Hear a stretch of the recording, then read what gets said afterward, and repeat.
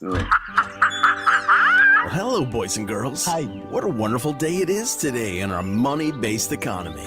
Well, sit back and relax and get ready for the guy who's about to ruin everything. I'm puzzled. Are you really seriously suggesting that Jesus Christ was a mushroom? Wayne, Jesus was a mushroom Roberts. Yes. You are dealing with a secret cult, a secret society. Welcome to Waning Interest. Welcome to the Waning Interest podcast. Hour number 84, Wednesday, March 23rd, 2022. It's a lot of fucking 20s.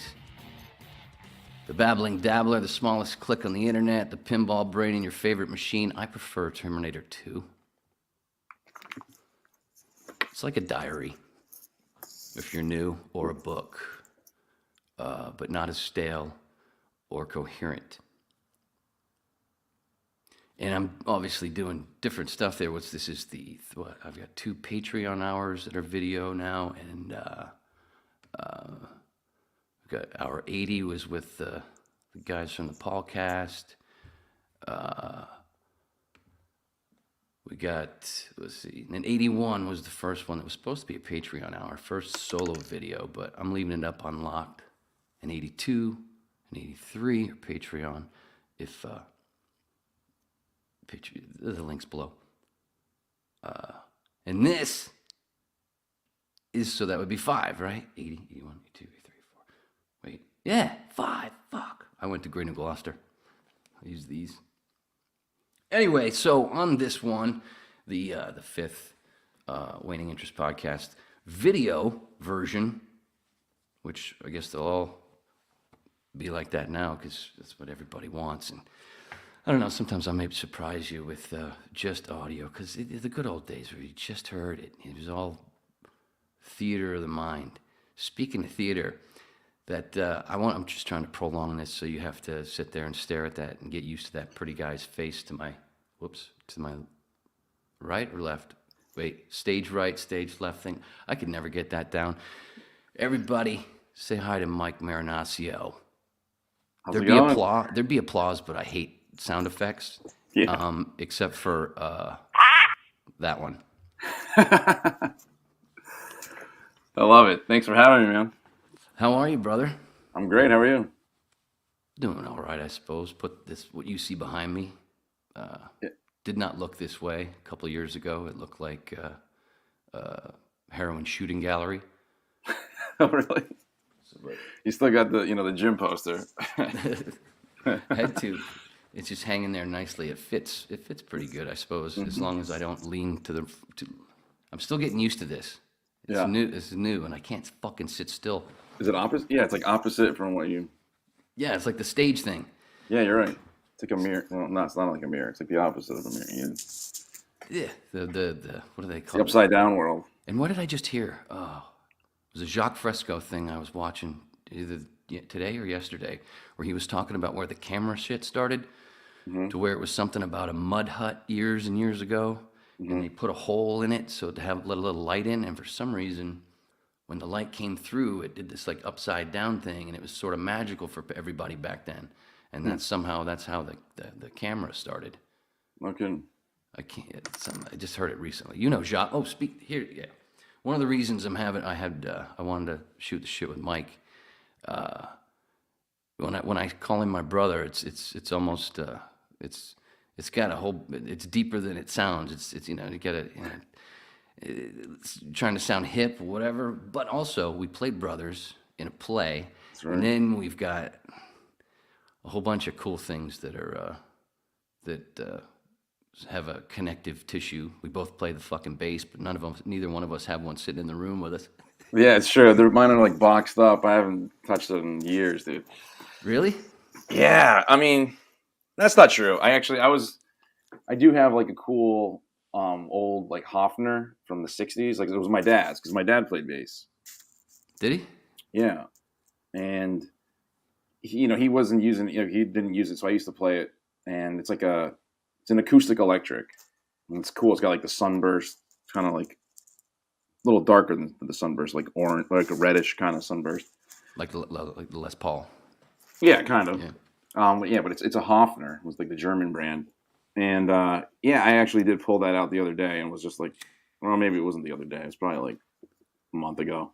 But I was just like, I haven't played in so long, and I think I was, I was watching like that Beatles thing on, is it Amazon?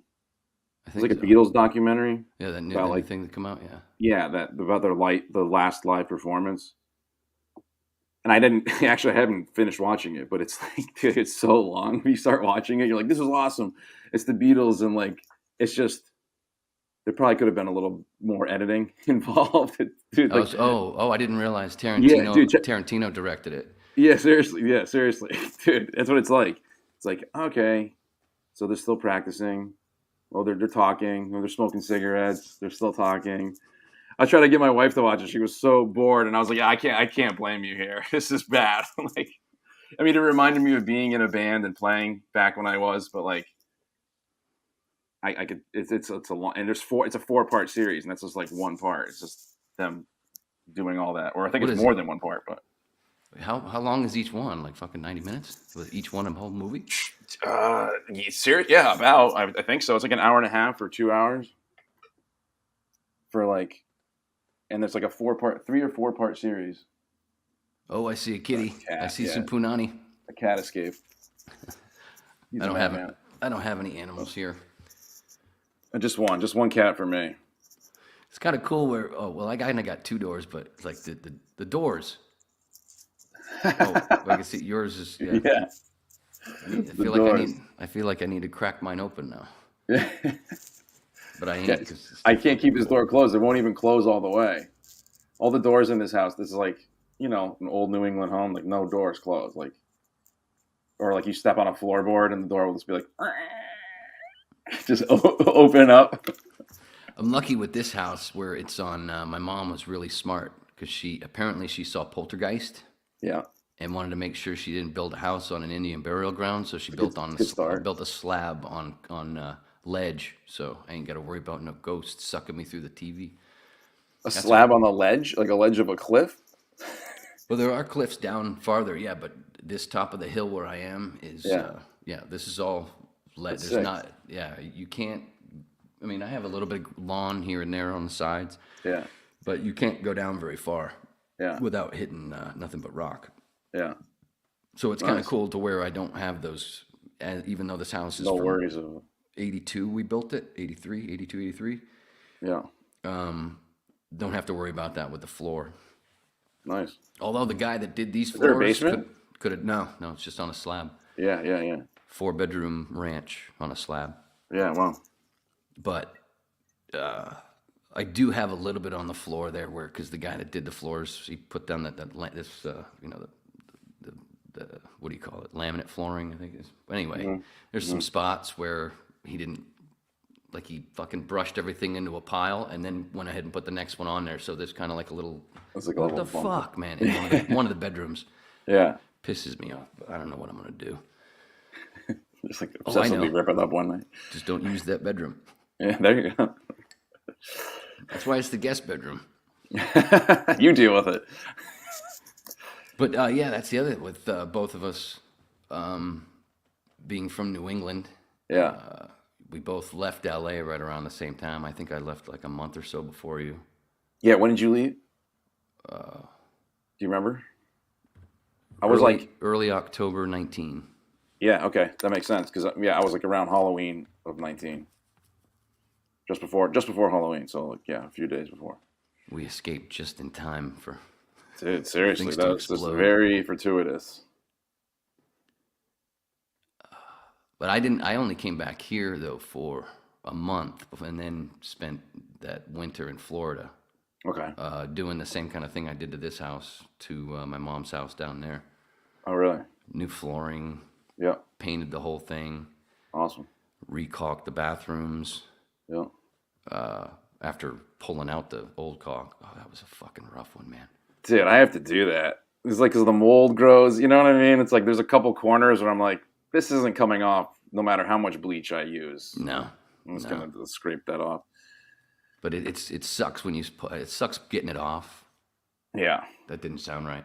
The caulk.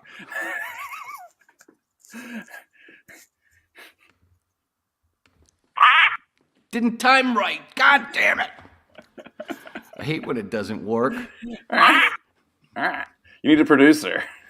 Damn it. There's a timing issue. Like I said, I don't do this. It's only like the fifth one, so that I keep remembering you got to hit when you bring that up, when you hit it for the sound. There's like a delay. So at first, when the first time I did an hour and used that, I had it edited just right, like I normally would have.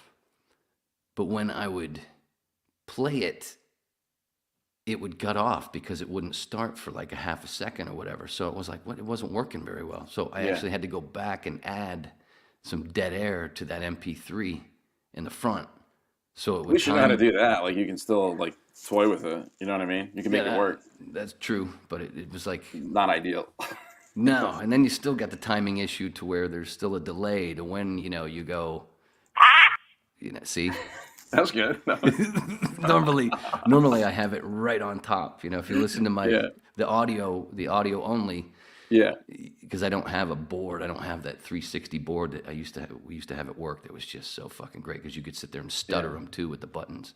It was a bank that had, I think it was 24, but not only it had 24 buttons. Yeah. But it also had 10. You could go to 10 separate banks, so that's how many drops. So not just that one. You could go to another bank and have a whole other 24 or whatever it was. I always wonder how they do that. How they So they just have everything like queued up and like. So you could like, if you're like a producer, and you're just like you're not actually doing the show yourself, or maybe I guess you could if you were skilled enough. But like you could have a sound effect that you could dial up and put on one of those banks, so then you just have it. If it's like, say it's pertaining to the conversation you're having. Like if you wanted a dog to bark, but you didn't already have a dog bark on the thing. You mean like that? Yeah, like that, except the dog bark, yeah. Yeah, but the timing would be a lot better. I mean, it would be instant. Yeah, it'd be like instant. It was. I don't know what they have now because I've been out of radio since 2012. Yeah. And every studio is different. So every studio has different equipment. Sure. But back in 97, 97 when IOD got sold, we moved to another building in Hollywood. We were in Miami, and we moved to a building in Hollywood. So we had. Okay. It was state of the art for 1997, and that was Hollywood, Florida, or Hollywood. Yeah, Hollywood, Florida. Yeah. So I've lived in both. But that was where we first had the 360 machine, which was this little flat sort of not quite flat, but sort of like almost like a typewriter smushed, Yeah. But and it had like I said, a bank of like 24. Yeah. And you could put, and it was instant. It was and you could continue to hit it and make it stutter. You could like, it was so fucking cool. And then you could turn a little knob, and it's all about knobs and pussy. Anyway, turn a little thing, and you could add another bank, so you could have 25 times 10 or 24 or whatever the hell the thing was. Yeah. But yeah, that was used a lot. Well, and then. I don't know if even this sounds interesting, but like when I did the Phil Hendry show, when I produced the Phil Hendry show at Premier Radio Networks in 05, 06, I was the backup producer. I was the phone screener. That's crazy. You're kind of like reminding me that you did this because I kind of forgot about that. You did Phil Hendry. It didn't sound right, but you mean I worked for him? He and I both were sluts at certain times in our lives, but no, we never banged our. Yeah, you never got around to doing each other. Thankfully, I'm not into bald dudes. Dude, that's funny. Like, I mean, that's funny. But like when I think I was in college when I first heard of Phil Hendry, or someone showed him to me. Like a friend of mine showed him to me. I had never heard of him. What year was that? Somebody was like. Early 2000s, had to be like either 99, 2000, 2001. So at that point, he was on Premier Radio. I first worked with him from 94 to 96 in Florida. Okay. When like I was saying, when IOD got sold, he was one of two shows that didn't come with us because he stayed with the company and went out to LA to KFI, and then a couple years later he was on Premier Radio Networks and syndicated. Wow. And then when I moved out there in 2005, he needed a new phone screener and backup board op. And so the board there, man, CDs to the left, me and Mark had to do. There was that 360 machine for this thing or that thing, and there was another couple other things. So it was like it was insane running that fucking board. But anyway, so where did you go to college? I know University of Hartford in Connecticut. Right. I'm from Connecticut originally. So it was just, I mean, it was close. I could have probably lived at home, but Connecticut. For acting, went there for acting, BFA. Oh, really? Yeah. And that's where you heard Phil first? Yeah, it's like a friend of mine thought he was hilarious. And was like, you ever hear this guy? You've never heard? And I was like, who? No. And he started playing me. I think he actually had cassette tapes of recorded It might have been best of CDs. Or maybe it was best of CDs. It could have been a CD. Yeah. And he was just showing me, and we were dying. There's so many classic fucking bits. Yeah. But so you said that was in the early 2000s. So yeah, for sure. Premiere. So, want to hear a little fun story? Yeah. So during those years, he had a couple. He had a few producers, right? And then one of them, but when I came along and worked with him again in 2005, everybody that you probably were listening to behind the scenes in those days were gone. So it was a whole new crew. And then and then Phil retired in 2006, but then came back to radio a year later, but then he's doing his own little thing, and he's got his internet thing. But so then, I don't know, I think it was 2000. It was when I busted my foot, 2016. I end up with this lady for a little while, and one of the reasons that we clicked was she was the ex-wife of one of the other previous producers. No shit. Which I didn't know at the time. I didn't know until she told me. That's wild. Like, wait a minute, you're in radio? My ex-husband was in radio, and this whole thing. No shit. Then, no fucking way. And I think I remember thinking, there's no way it's blank, blank, blank. And she goes, was it like a common name? Nah. Yeah, it's so crazy too. Because I still, even though he was gone, he left Florida and was on the Bird and everything, and we didn't get him in Florida. I still, sorry for the chair. I still knew, certain thing. And there's stuff online where they did new stuff and they, talked to those people. And so I knew the names of a lot of the older folks. Yeah.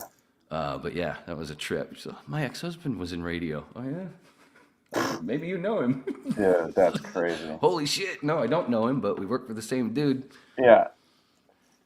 Anyway, this is supposed to be about me. I know it's the Waiting Interest podcast, but it's supposed to be the Mike Marinaccio hours. No, please. So and then when we both left LA 2 years ago now, 2.5. Yeah, like 2.5, right? You're in Mass, right? New Hampshire. Oh, that's right, New Hampshire. Why do I keep thinking Mass? Yeah. Why? It's close to the Mass border, Portsmouth. Why do I keep thinking Mass? I hate fucking that up, but that's what this is all about. It's all good. Easy with yourself. So we're really not that far. So if the audio is really fucked up, but I couldn't do the other way anyway. Where in Maine are you? I'm about 25 miles away from Portland, northwest, sorry. So northwest, okay, yeah. So I think Portland's 45 minutes from Portsmouth. Yeah. We are super close. That's pretty close, yeah. I mean, the border is I could head out and be in Maine in 3 minutes, 4 minutes. The border's right here, Kittery. Oh shit! Go right into Kittery, yeah. It's crazy. And then York is right there, right? Yeah, York's right there. Yeah. When I was in high school, York was as far as we went south to for sporting events, playing other teams. Oh, no kidding. And I always loved it too because it was the longest one. So it was, yeah, I like getting away back in the day. Yeah, for sure. So, where'd you say you went? Hartford, Connecticut? Yeah. Yep. Hartford. And you actually have a, what is it, a BFA? BFA in acting, dude. 'Cause I don't have anything except for my diploma, even though I did a little bit of technical schools here and there and stuff. No, yeah. Yeah, BFA in acting doesn't really get you far. None of them really do. None Oh, of those. God. None of those. Can you hear me still? Because I moved and I think I caught my wire. Oh, you're good. That sounded dirty too. Anyway, none of those titles seem to mean anything anymore. Yeah, I mean, it doesn't matter the work. It doesn't matter the job. Well, that's true. I think that's true of life. You know what I mean? It's like you go to school for something, and I'm sure, yeah, like you learn a lot, and then if your heart's not in it or you're not, life takes you different directions. You know what I mean? You can either resist it or just kind of go with it. And like, look, I don't regret going there because like I had a great time. I met a lot of cool people and I'll bet. Learned a lot of shit. But I wish I had done something like that. I guess my one qualm or a beef would be like they don't prepare you for the real world like at all. Like not just like in terms of like acting as a business. You know what I mean? That's kind of like I remember being, you're young and full of like energy and like these ideas and motivation, and you're like, oh, I'm gonna go out there and I'm just gonna like I remember leaving there being like, I'm just gonna like graduate and I'm just gonna be an actor. Like that's what I'm just gonna go get a job. I'm just gonna go get an agent, go get a job and start acting, dude. And then I'm gonna make like $1 million. And yeah, and then the real world's like, no. Yeah, it was just like there was just no preparation of like with like. So in my experience, I did a ton of commercial work in LA. That was like the majority of my work, and how I made the most money I've made in acting has been through commercial work, and they don't even touch that there.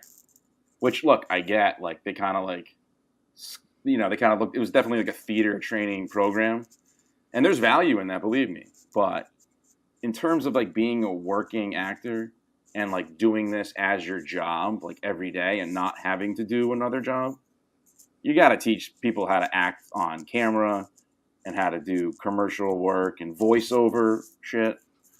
Like those should be included in the, in the program as a part of their curriculum, as opposed to just Shakespeare and Chekhov and, all that. Yeah, no, I remember, was it 04, 05, I went to Playhouse West, mm-hmm. and it's funny as you say that, was this 15 years later? Yeah. And there was a big fight where some of the instructors, who were all working actors as well, that didn't own the place, they were just instructors, like Sean, I forget Sean's last name.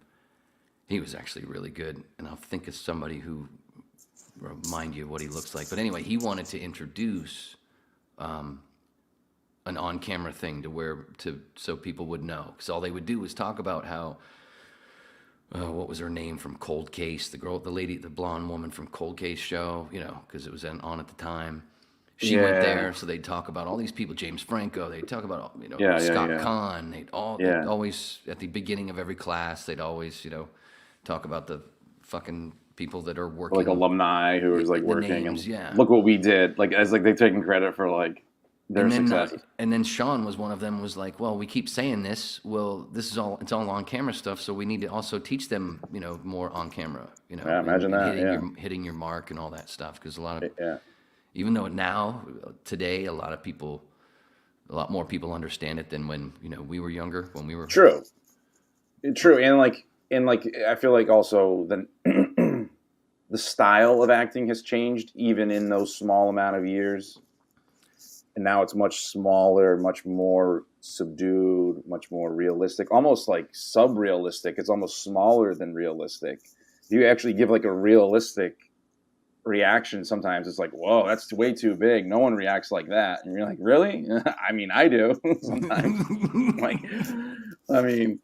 But it's almost like the camera will read that as like false, or the audience, the way their eye has been trained with popular media now, I feel like it would be too large of a reaction. Like if you watch an 80s movie, you know, like shit that we grew up on and stuff, like if you watch them now, they're like ridiculous. I mean, they're still awesome, but they're ridiculous. You know what I mean? It'd be tough to pull that off now unless you were doing like a stylized kind of piece, I think, you know? Yeah, Tarantino-esque thing. Yeah, exactly. Or other, others have done so, or like Wes Anderson. Yeah, Wes Anderson, yeah, for sure. But yeah, what was it that got you into, that made you want to be an actor? So, that's a good question. I guess, I always loved movies. Like, I remember loving, like, Indiana Jones and E.T. and just, like, Star Wars, all that shit. Like, that was for the E.T. thing? That was E.T. It kind of sounds like him. Because you know my thing on E.T., right? He's Jesus?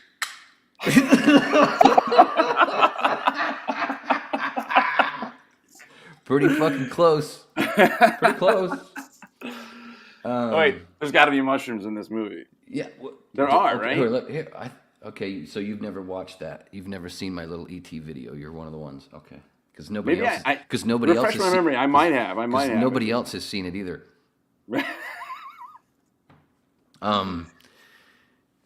Here, let me try to do on one of the Patreon, the last Patreon hour, 83. Yeah. I think I tried to play it, but it wouldn't. I played it, and then I found out when I watched it back to make sure everything worked and everything was okay.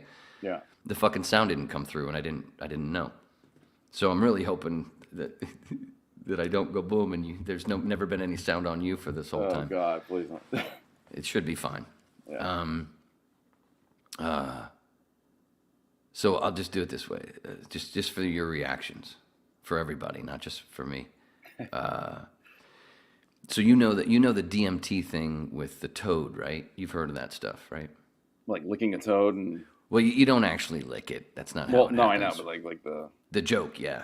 Jimmy Schubert had a great joke about that. It's like years ago, '97, when I first met Jimmy Schubert. That's another one of those synchronicity things for me when it comes to all this shit and Manson and all this stuff. Some bunch of other people. Back in '97, when I first met Jimmy Schubert, comedian, he used to sleep with Mitzi Shore, the owner of the Comedy Store. Jimmy drove his motorcycle on stage for Sam Kinison to jump on the bike and ride off one show at the Comedy Store in the '80s.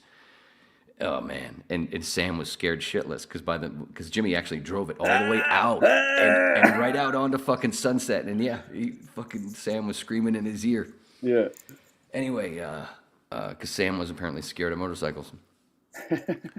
In those years, one of Jimmy's bits, and it had this whole full circle thing where he had a bunch of things where he talked about animals. Yeah. And then it came, and then at the end, it turned, and all these animals are witnesses on trial, at this trial thing. So it's you don't see it coming. It was just super great. Yeah. It was one of the greatest hours ever to me. Yeah. I also saw it 7, 8 fucking times. I would go to Uncle Funny's and Davey every time he'd come to Florida. I met him through the Ron Ron show because he was buddies with Bennington, who I worked with. However, I actually helped Jimmy move his shit from West Palm to Hollywood, from his apartment once. That's full producer duties. But he had the bit where it was something about the dude because it was more popular back then because it was the first time that it was where a lot of people heard that whole thing about DMT from a toad or a psychedelic from a toad, and he had this bit where imagine who the fuck found that out? A dude in the basement, parakeet. Nothing. Kitten. Nothing. Toad. Whoa. Something like that. It's a great point, actually. Nothing. Yeah. It was so. My dad was wetting him. I took my dad to see him once at Uncle Funny's in Davie, Florida. Yeah. My dad was fucking dying. Hilarious, and especially because he never left the house. It was one of those. It was difficult to get him out. Yeah. But when I did get him out, he had a blast. But anyway, The frog thing. Okay, so Yeah. you know the DMT. What you actually do is you scrape the venom. It's a venom that they have, and you scrape it, and you let it dry, and then you smoke it. Okay. And evidently, I've never done DMT. But It's supposed to be like you're dying, right? You experience like your own death. Ego death. Kind of. Ego death. Yeah. Okay. We'll Yeah. get to that. We'll get to that. All right. And also, like Thor, it's fucking Thor leaving Earth and going All back of to that happened. Asgard through Yeah, that rainbow. You know. Sure. And it's all basically about healing. La, la, la, la, la. Yeah. So sure. yeah, you already know, Sav. That's the other thing. That's why I think it's fun to tell people to try to get this across in a fun way with those things, because they know those other references. Because they're all this shit is right in front of our fucking face. Well, it's true. Yeah. And it has been for years. You know. That's true. E.T.'s I'm just trying to show that everybody seems to know that Alice in Wonderland was that. Right. And but they don't realize Mary Poppins. They don't realize Charlie and the Chocolate Factory is actually a psychedelic story. Yeah, for sure. And then E.T. So does E.T. does he or does he not look like a cross between a mushroom and a toad? Yeah, well, for sure. All right. 100%. Yeah, I agree. I love getting off on the right foot. Yeah. Not that I thought we wouldn't, but yeah. No, 100%, dude. Yeah. beginning of the movie, what's happening? We've got these little toad mushrooms Yeah. communicating through their heart, which when you're tripping balls, that's wherever it's all right there. Yeah. And what are they doing? They're playing in the dirt under conifer trees, That's right. Christmas trees. Oh shit! Pine Yeah. And at one spot, remember, there's a little bunny that comes in while E.T. Yes, is like, I do remember that. there's the rabbit hole. Yeah. I mean, at least the rabbit. It was like Alice in Wonderland, the rabbit followed the white rabbit. It didn't turn around that I saw, so I didn't actually see its hole. But He turns back and winks at you. the double wink, because they could bend their backs anyway. See, it's all back to the anus. Oh, Thor, remember? You had to go through the anus. They had to go through the devil's anus.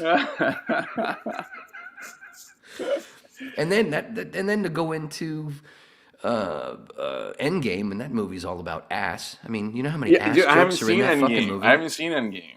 Dude, fucking ass jokes constantly. Really? I'll have to watch that. Oh, I did a thing on it. I talked about it in an older podcast, and I think one of my promos is listing some of them. It's fucking crazy. Anyway, so E.T., the rabbit, playing in the dirt, dropping mycelium under the trees. Yeah. Where mushrooms come from. Right. Then they pan inside the fucking ship. There's 2 versions of mushrooms inside the ship, dude. Yeah, I remember not you. I remember, now that you're saying, like, I remember images of that inside the ship, and it's like, yeah, because remember they're like taking plant life from Earth, or planting it. Or planting it. There you go. Yeah, true. In that fucking ship. There's mushrooms that look like that ship that hang off the trees. That I posted one on Facebook recently, where it's got these little golden things underneath. It looks like the ET ship, but it's it's so badass. I think it's just a kind of a goof, a fun part, but the Reese's Pieces, that's just the whole thing. The trail, kind of like. Kind of like an Easter egg hunt, sort of. Yeah. When the Easter eggs are actually mushrooms. Yeah. Because it was easier to send little kids underneath those, and it's also those like, big bushy trees back in the day in Siberia. Right. And it's also like the 80s and little eggs. Hollywood's selling out to big corporations. You got to have advertising. So Reese's Pieces. Totally. Yeah. It was one. It was one of those original. I'm sure there's like Pepsi or Coke in there too. What's it called? That was one of the original. Product placement. Yeah, product placement. Yeah. You know what's funny? It's like I never even like. Well, I guess you're a kid. You're watching that. And you have no fucking clue. And even as an adult, I remember not having a clue, just watching things. And then one day, I don't remember what movie it was or what product it was, but I remember realizing it, and I was like, wow, like Heineken is in this movie. Like he didn't order a beer, he ordered a Heineken. Like that, they must have paid a lot of money for that. Like that's wild. Why that never happens in other movies? And then like ever since that day, every fucking movie I watch, I'm like, oh. Yeah, when the fuck did that start? Yeah, because it used to just say beer or Yeah. light. Like give me light on give me it. a cocktail or give me a pilsner. Oh, a pilsner or a lager or something. Wasn't that the worst? That's one of the worst things I remember doing at Dawson's Creek and a couple other films. Yeah. That whole thing where you're at a party and you got to be drinking beer, but it's water in a beer bottle, and that you got to do the whole thing where you got to pretend that suds hit the back of your throat. Yeah. And not that it's just water and you chug it. You got to remember that whole thing. But it was kind of easy with the bottle, I guess. But then you see people like swigging it too often. You're like, wow, you had a real rough day over there, buddy. Yeah, I can't stand. One of the worst watching other actors, watching them. Might as well light up as I say this.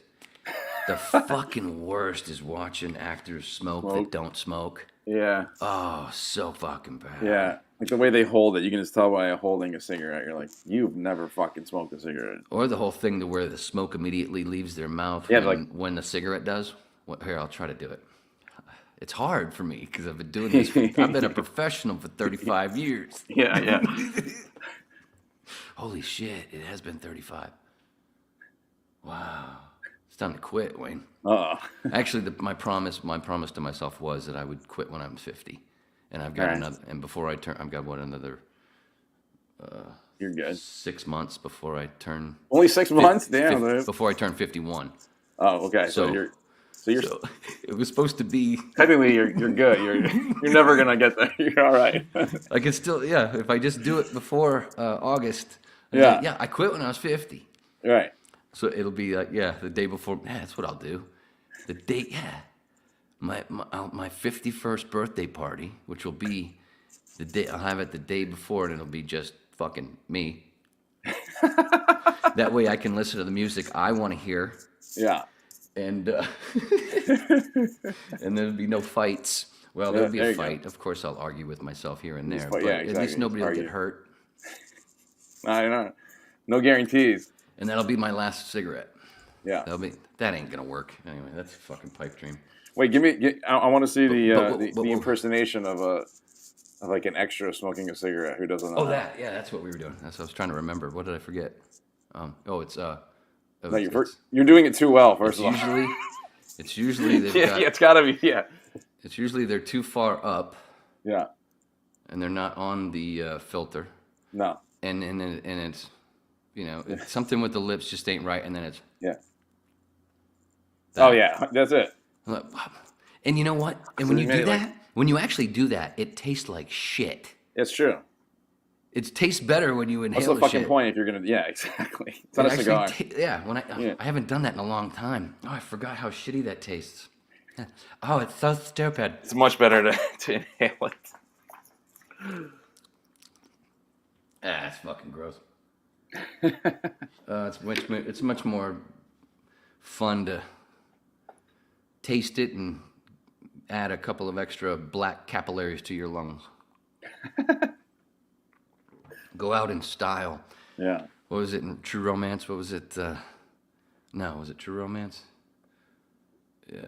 Something about, I don't remember. Oh no, it's Doug Stanhope. Something about I'm gonna treat this rental car like it is. Oh shit! And I'm gonna turn it in fucking trash. Fucking Stanhope. Yeah. No, so I think we were talking about what got you into acting. Besides, yeah. That's where we were. Your dad watching movies. Did you say watching that movies. Part? Was that me? So it's like and then like as a kid I would act out shit. You know what I mean? It's like I remember like I'm the older brother. I have a younger brother, so I'm the oldest of two. And then we have like a buddy of ours in the neighborhood who was like a year between us. So like, I'm like 2.5 years older than my brother. And then this kid was like a year younger than me, a year older than my brother. He's like in between us. And we'd hang out all the time. And I remember like making them do like, I'd be like the tyrannical director. I'd be like, all right, we're doing a play. and you're this and you're that. I'm the lead, of course, you know, and this is what we're doing.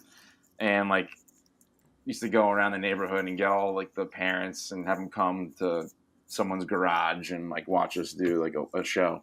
But anyway, so I did acting like here and there as a kid, not professionally, you know what I mean? Just like doing stuff like that, or like some community theater, something.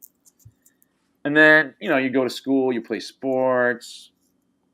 And then in high school, I remember there was like, it was my freshman year, there was like a theater class, and I was interested in it, but I kind of stopped doing theater like probably in junior high school because, like, you know, it wasn't cool, and, you know, I didn't want to be a nerd and all that shit. So I was like, but then anyway, freshman year, there was this acting class, and I was like, oh, you know, I'll take it. It seems kind of cool. See what happens. Took the class, and our school had like a theater, like a theater group that would meet as a class. It was like a separate, which you had to be like accepted into kind of thing. And it was taught by the same teacher, the acting teacher. And so took this class with him, and I had fun, and that was kind of basically, that was it. I was like, oh, that was fun, but I'm not gonna pursue this any further. And he was like, oh, you should audition for this group, you know, like we would do, like it was like an actual period in the school day, and then you would basically rehearse a show, like create and rehearse a show, and then we would go tour it around like local elementary schools. So like you would eventually take the theater group would take whatever show you worked on, and usually we'd create it ourselves. He would, you know, the theater director would write kind of most of the dialogue and stuff, and there was a guy who would play acoustic guitar and stuff, and then we'd just go to like, yeah, I know, it's like try to incorporate any kind of music. And yeah, anyway, so kids are tough. Yeah, kids are tough. Long story short, I like he wanted me to do, I was playing like JV basketball, or it might not even been JV. I saw like basketball was not my sport, clearly. But I was on some shitty team, and he was doing "You're a Good Man, Charlie Brown," you know, the musical. And there was this kid who was, I guess he auditioned for it and was in the show, but he was also like a varsity swimmer. And there was some kind of conflict between some kind of big varsity swim meet and show dates. And they were like trying to figure it out. And the kid was like, well, I'm not, like, I'm a swimmer. Like, I'm not going to, like, this play was fun, but I'm not going to do it if I can't swim. So now he leaves them high and dry. They need another actor to play Schroeder, the guy who plays the piano. Fucking and so Greg Louganis is such an asshole. Go ahead. Yeah, right, Greg. Fuck that guy. Sorry. I was trying to think of a better name. Oh, I should have said Mark Phelps. Fuck. yeah. Michael Phelps. Michael Phelps. Damn. Michael Phelps. Yeah. Sorry. So he comes to me and he's like, "Hey, this guy left. We need another person to play this thing, and I think you'd be great at it." And I'm like, "What the fuck?" And it's a musical, and I'm like, "A musical? Like, I'm not, like, singing in front of people is a whole different thing than like just acting and singing in front of people."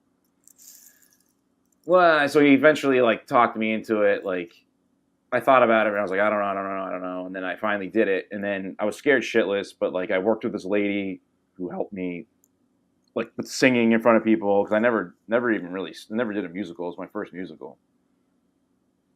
And then, once I did that, kind of like caught the acting bug. You know what I mean? It's like you get that adrenaline rush, and then you do it, and the audience is clapping, and you're just like, holy fuck, oh shit, that was wild. It's like a high, and then like you just like chase that. Like, it was just like, and I did, so basically, I did that sophomore year. So it was like, I did that class freshman year. I think that was sophomore year, and then subsequently every year after that, I just did every play. And basically when it came time to like, okay, you got to go to school, and what are you gonna major in if you're gonna go to college? I was like, well, I don't know what else I'd want to do other than acting. And so it's kind of went to school for acting. Yeah. Man. Yeah. You're sitting here making me think, fuck, I wish I could have done it better. I could have done it that way. Something's rubbing with your microphone. Oh, shit, really? Noise. I don't know what it is. Is it this thing in my shirt? I think so. Yeah. This one, is this still active here? Yeah. Is it better if I just leave it hanging there? Yes. All right. Or sitting wherever it is. All right. Yeah, that's better. Oh, Yeah. it's Apparently, not tail does your wife call you a bear? Because I think it was rubbing against your chest hair. There is some there. It's not egregious, but I don't have much either. There's a little patch. Yeah, same here. A proud patch. But that's what I was starting to think. I was like, it's just sitting there, all this hair just like, going like this every time he moves. Oh god, that whole monologue is just completely No, it wasn't bare-haired. It was. It was a hairy. Story. So how did you get into acting? Well, first, Yeah, I don't think it came across. I don't think it's that bad. All right. It's only a few moments when you turned a little bit. Yeah. I just noticed I didn't know what was happening. I waited for you when you squared up like you are now. Yeah. And then when it got really clear, I'm like, oh, okay, what is it? Anyway. Yeah. Producing while shooting. There you go. It's better, man. Then everything's right there. See, I can't even see when it comes to acting for me. Now, and I want you to continue, but that's basically it. I mean. No, I mean to continue as in to get to how you ended up going to LA and everything. Yeah. But it's very hard for me. I can't really watch movies anymore. Yeah. And I don't do this anymore. I'm not even doing that kind of stuff up here. Yeah. I think you're still doing a little bit there, right? Yes and no. I mean, yeah, to be frank with you, I'm kind of over it as well. Just like between COVID and like the business itself. Yeah, it's just, you know what I mean? And like there's fewer opportunities here, obviously, too. Yeah. I mean, I do have an agent in Boston, and they're great. Come on, dude. My cats are clawing shit. Everybody that has cats that does this or whatever. Yeah, right? It's like it attracts instant. them. It's like, oh, you're doing something? Oh, yeah, you're talking to somebody, huh? Yeah, exactly. Does your cat, like, if, I don't know if you can admit this, I can. See, my place was small. I just talked to them, but do you, when you're at home, when you're just by yourself, do you talk to yourself and then all of a sudden they appear? Yeah, you can. I talk to myself. I talk to my cat. Dude, what are you doing, bro? I talk to him like they're friends. I'm like, you're insane. I chase him. He's like very playful. No, I mean like if you're in another room. Yeah. And you're like talking to yourself, or maybe trying to record a voiceover or something. Yeah. Or maybe on the phone, and then all of a sudden they appear. Yeah, exactly. They'll show so up. it's not just the computer. Okay. No, it's not just, it's anything that you're doing that you want to be alone doing. I was on. It's just like it'll be like this. It'll just be like, hello, what are you doing? You're like, where the fuck did you come from? Now he's giving me the stare down. He knows what I'm talking about. You did that at the perfect time because my edible's kicking in.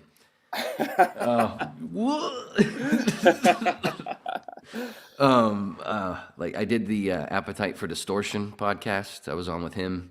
Yeah. Brando. It's a Guns N' Roses themed podcast. Yeah. And because we're both radio guys, and you know we had stories to tell. I was on for it's the one with Gina Gershon. Yeah. Okay.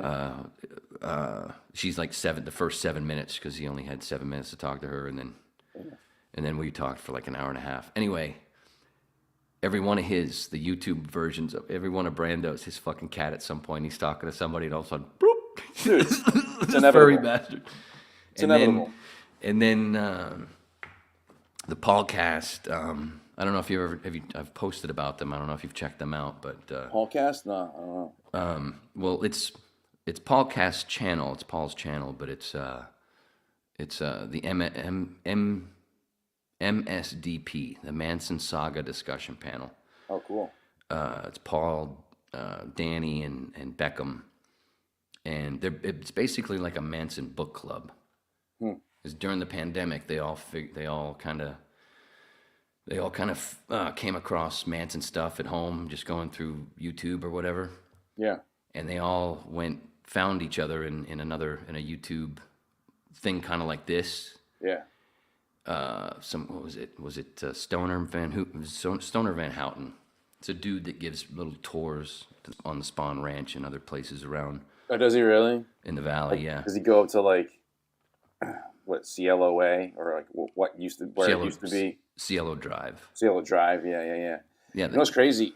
Where I lived in LA, I was in Atwater Village, which is like, for those who don't know, it's like between Glendale and like Silver Lake. And Silver Lake, it's right near where the second murders happened there. Waverly Drive. Yeah, the guy and his wife or whatever. The LaBiancas. Yeah, the LaBiancas. Yeah. Mm-hmm. So like I would drive by that. I would do like slow drive-bys. It's like, you know what I mean? Trying to see. And I remember like one time I saw this guy, like it was the current homeowner. He was like coming out like to get his trash can or whatever, and like he gave me the dirtiest look because I'm sure it probably happens to him like all the fucking time. He was just like, what the fuck? And you see him. He didn't even like do anything to me. It was just more like I could just see in his demeanor. He's just like, another fucking douchebag coming around my house. Like Danny and Beckham did it from the podcast. Oh, see, of course, yeah. It was so funny, but dude, it literally was like 5 minutes from my house, not even. Yeah. But the point was that Danny, she also has a regular job. She works in the mental health field, which is one of the reasons I want to talk about psychedelics and all and certain stuff. Sure. That's what Hour 80. I have all of them on my Hour 80, and then I did one for them. I sat in for Beckham when he went out to L.A. last couple weeks ago. That was a fucking blast, almost 2 hours. We had tons of fucking laughs. Yeah. But my Hour 80 talking, it didn't end up happening. I was expecting it to happen because Danny, she works for a cat rescue, and she has a bunch of cats. Yeah. So when I'm sitting here watching the podcast, you'll see a couple of them, and one of them will jump up. Never happened while we were talking, that I remember anyway. Yeah. Somebody's gonna. No, nobody watches. Not enough people watch yet. But yeah, if this was popular, somebody go check and go, bullshit. Look, Wayne, I don't sit there and watch it. I forgot. But I'm pretty sure I'd make a joke about having pussy in the camera, and I don't remember making that joke. She works at a cat rescue in L.A.? No, she's in Massachusetts, actually. Oh, she's in Massachusetts, okay. Yeah, she's in Massachusetts. Paul's in Vancouver, or not Vancouver, but near Vancouver. An island off Vancouver, I think. He's one of those frogs. Back to DMT. Oh, we didn't finish the ET thing. And Beckham is in Texas. Okay. So they do a thing like we're doing right now, but they do it live. And they have, I'm one of their, now I feel like their sixth man. Because the first time I was on, they just popped up in my YouTube recommends because I have, I've watched so much Manson stuff on YouTube.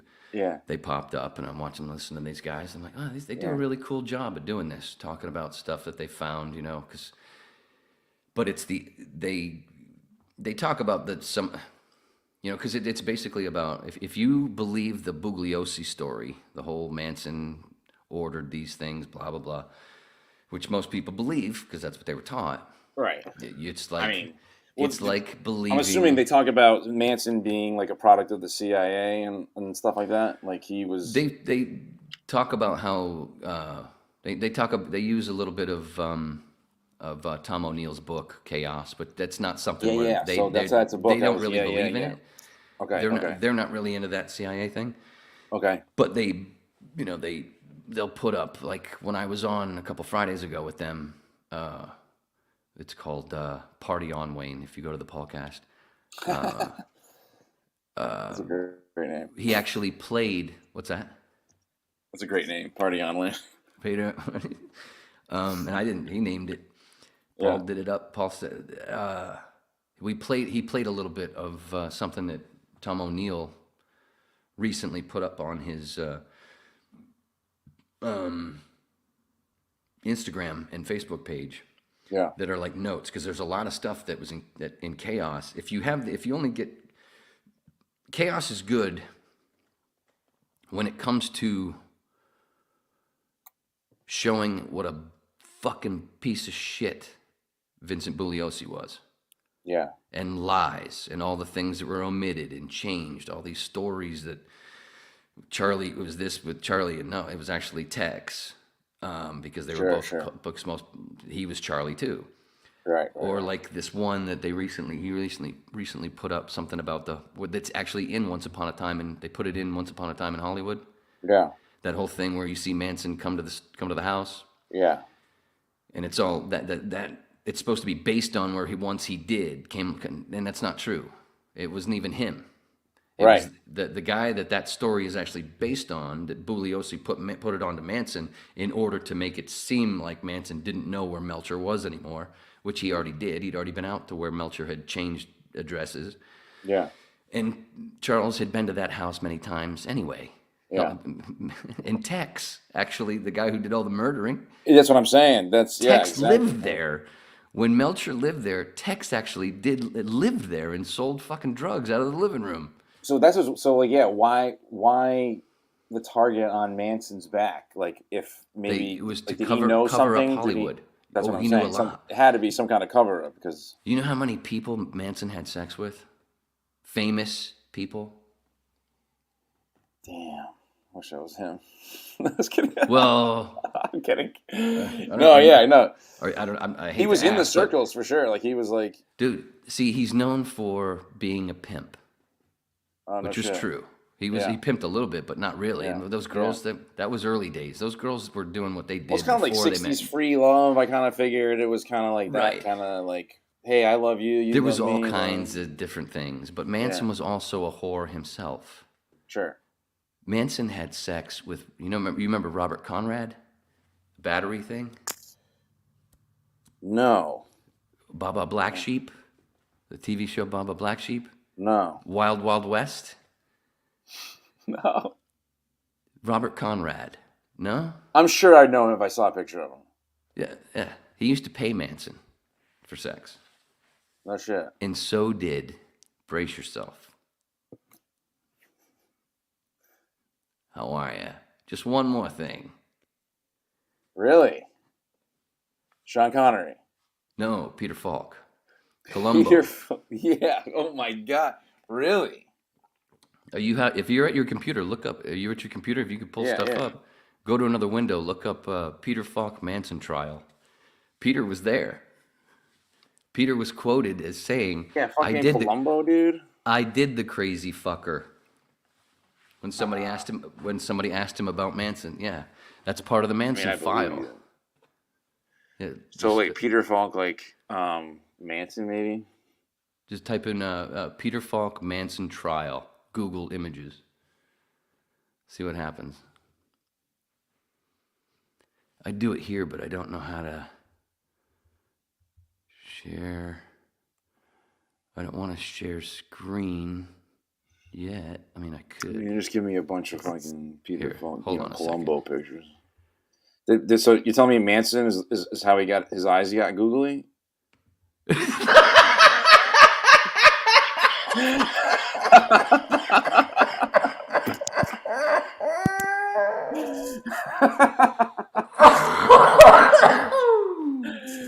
Oh, sorry, dude. I was just too easy. Dude. Now you made me forget what I was doing. Sorry. That was so fucking awesome. Did you find it? Wait, Columbo helper filter. Holy shit, that's a fucking promo right there. Yeah, Manson was bisexual. Okay, there's something here. Real story. The Vigilant Citizen Forum. Here. I think I can do it now. Oh man, you made me laugh so fucking hard.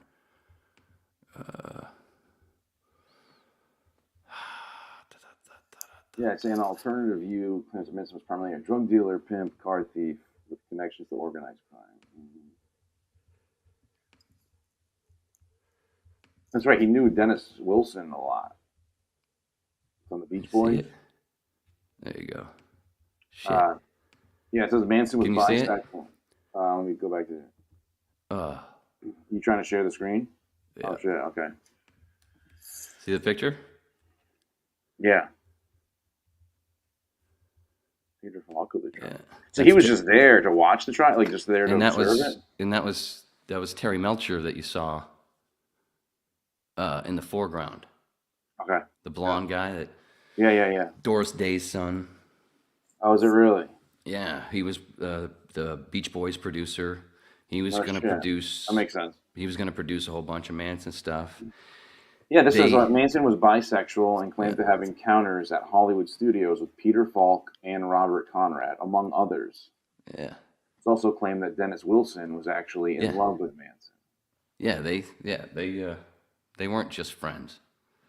And the same thing with Tex and Dennis. Really? That's wild, because dude. Tex also lived at Dennis's house. That whole thing that Bugliosi made it seem to where a lot of people believe that Manson just moved into his house in Malibu and brought all the girls and they trashed the place and all that stuff. That's not what happened. That's not how it happened. And Tex actually already lived there, and he didn't even know Manson yet, as far as I remember. Tex already lived at the house, and it wasn't just to deal drugs. It was, So there's a lot of that. Basically, a lot of the cover up has to do with drugs and homosexuality throughout Hollywood, along with other deeper shit. Sure. And that's what it seems as Bugliosi was tasked to do. Yeah. Wow. And oh god, it's and one of the other ties to that with the Manson thing also. I went to high school with a girl who has the last name of the lady that got the maiden name of the girl that got immunity, the one that Linda Kasabian. She shares the maiden name of a girl I went to high school with. And that family, I was told, has cousins in Biddeford, and that's where Linda's from. And then I look at old young pictures of Linda Kasabian, I look at that girl that I graduated high school with and go, there's no question to me that they were related. Wow. That's wild. It is a fucking trip. But that whole thing where Bugliosi making it sound like a lot of people believe that Manson was a shitty musician. Right, yeah. Hack that was just trying to be, and he didn't, and actually he's like a wannabe musician who was trying to get in, and then he was angry because he was spurned by the music industry. Yeah. That was not really the case. Yeah. That was very, very, very far from the case. Because then you go back, luckily, with the internet and not having to go to the library for a lot of history shit. Neil Young is quoted in I can't remember what magazine. Was it Cream? I don't know. That Manson was the next big thing. Morrison. To me, Jim Morrison, that's what I'm excited about when it comes to Nicholas Schreck's new book, Manson File. It's going to have a lot of new Morrison stuff in it. Oh, cool. Roadhouse Blues. There's a place that nobody ever fucking talks about. No, you never hear it unless you go really deep into 60s music. Yeah. The Topanga Chorale. That's what Roadhouse Blues, the song Roadhouse Blues is based on. Yeah. The whole thing where Jim describes the windy road where, going through the hills, and the bungalows in the back. Yeah. That's where he and Manson used to hang out together. A bunch. Wow. That's where they met because the chorale was like. Dude, what a different world back then! Like that's back then. The chorale was like the Viper Room. Yeah, right. Everybody played there. Everybody played there. Yeah, even I played the Viper Room. Oh, you did? Yeah. No shit. I played the Whiskey. Yeah, did you? I did too. I played the Whiskey. Dude, all those places are fucking like. The Viper Room was gonna get torn down. I only went there. I don't want to get off topic, but they had a fucking Viper Room. I just saw a post, something like it's gonna be turned into like condos. There'll be like retail on the bottom, so like a coffee shop or some shit on the bottom, or a clothing store, and then on top will be like luxury condos for the low price of 2.5 million or whatever. But yeah, BlackRock. yeah, right, exactly. And what's the other company? BlackRock and Vanguard. so many people don't understand. No. But yeah, I try to empathize, because there was a day when I still don't know nothing. I'm a fucking idiot. No, believe me, but I do feel like I feel like Einstein in most conversations. Yeah. Because there's people that I don't know what that noise is. What's happening? Don't let that thing move. You still hear it? I'm trying not to. It's kind of like slide. I think it slid across the. All right. If there's somehow where I'm trying to isolate it. Hold it. Yeah, isolate it. Pinch that.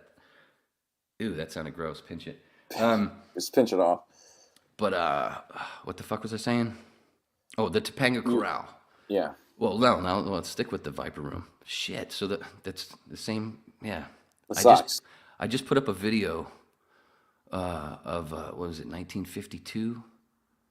One of those, and they've colorized it and everything. A drive down Hollywood Boulevard it's like 15 minutes, and it's so sick to see not as many wires around, even though there's little lights. It's really cool because it's not. I don't know. It's really LA cool. used to be so cool. It's just a shame that it's turned into such a fucking shithole now. That's what corporate shit has done, and we've allowed it to happen. Yeah. For people for jobs and fuck each other over. That's what. Anyway, I only went to the Viper Room a couple of times to see Junkyard. Okay. But I never played there. But I played the whiskey. So we both have played the whiskey. Another tie out of all of our ties. That's awesome. What did you play? What songs did you play there? Did you play original stuff or? Yeah, we would play mostly originals. We had some covers, but I'm trying to remember even what they were. Actually, I do. What's that band? Kings of Leon. Yeah, that. You ever hear that band?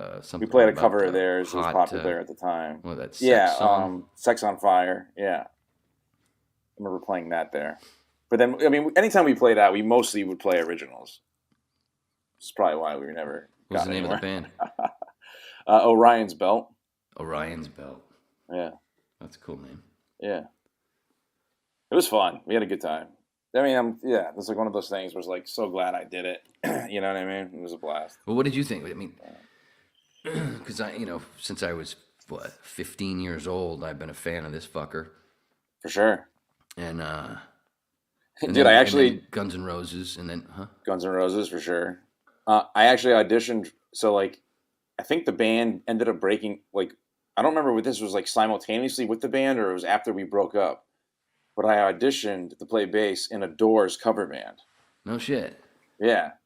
We should do a Doors cover band, and I'll do the singing. That'd be awesome. It would work. I know I could do it. I've never auditioned, but I know I could do it. In Playhouse West? You would have been so much better than this fucking guy. So this is the funniest part. Was like, I forget how I heard about it, Craigslist or some shit. And you show up to this audition. So I go to like this studio somewhere in like the Valley, and there's this guy. He's like, "Hey, I'm so and so. Like, yeah, I'm the guy who put out the notice, and yeah, basically he's like, I want to start a Doors cover band." I'm like, "All right, cool, man. Like, sure, whatever. Like, let's." And he's the one holding auditions, so I think he's like a musician or something. No, he's just some guy who's like a Doors fan, and he knows he goes to some bar, I guess, in the Valley. And he knows, like, there was this black dude there who was, like, a straight-up legit musician. And I guess they were friends from hanging out at the bar. And I don't know. It was kind of funny. I was like, am I witnessing, like, two drunk guys who are friends at the bar, like, meeting in real life? Now they're sober. And they're kind of like, one guy's like, at the bar, I really like him. But in real life, I don't know if I want to hang out with this guy. You know what I mean? It was kind of like one of those scenarios. You sound The like black guy- You sound like Doug Stanhope right now. Nice job. Really? Yeah, because those are totally two different worlds. You know what I mean? And now they're colliding. It's like it's not a dim, smoky bar. It's daylight, complete sober, real life, and you're just like, Yeah. I don't know if I want to hang out with you right now. But anyway, it was funny. Like all these guys would come in and we would try out. And I was one of the few bass players because nobody plays bass. So I was like, fucking silly. it's stupid. But there was like we tried out. I don't know, 10 guitar players, and then the black dude, he was like he could do keyboards and all the synth kind of stuff. So it was like me, him. And then like these different guitar players would come in and try out, and they kept asking me to stay because I was like the only guy playing bass. Anyway, the funniest part of it is the guy starting the band, like the guy who was doing the singing, was horrible. Like he sucked so fucking bad. Like, he didn't sound like Jim. Had no couldn't even sing, dude. It was like bad karaoke, kind of like you said earlier. And I was just like, this is wild. This is not going to happen. Like, this is definitely not happening. I'm just going to enjoy playing bass with this guy and playing some Doors tunes right now, but there's no way in fucking hell we ever play a show. And I could see it on this guy's face. That's when I was like, this guy's like, fuck, I shouldn't have told this dude I was a musician. I should have just kept drinking. You know what I mean? And kept it at bar friends. Oh, it's too funny. At Playhouse West, they did this thing where it was 2 nights a week when I went there. Yeah. So in each class we had a different both classes had a different instructor. Yeah. And on one of the nights, what was her fucking name? I can see her face, redhead, super sweet lady. Also was a real estate agent. Maybe it'll come to me. It doesn't matter. She decided for us to do this musical thing, to where everybody had to find a musician, a fairly famous musician, or somebody. It didn't have to be famous, but so where music could be played. Where you were up for the backstory was, you've had enough of L.A. This is it. If I don't get this, I'm out. I'm done.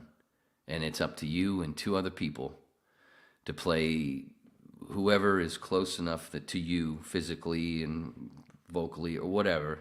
Yeah. It doesn't have to be, but try to be as close as possible to play them in a new biopic.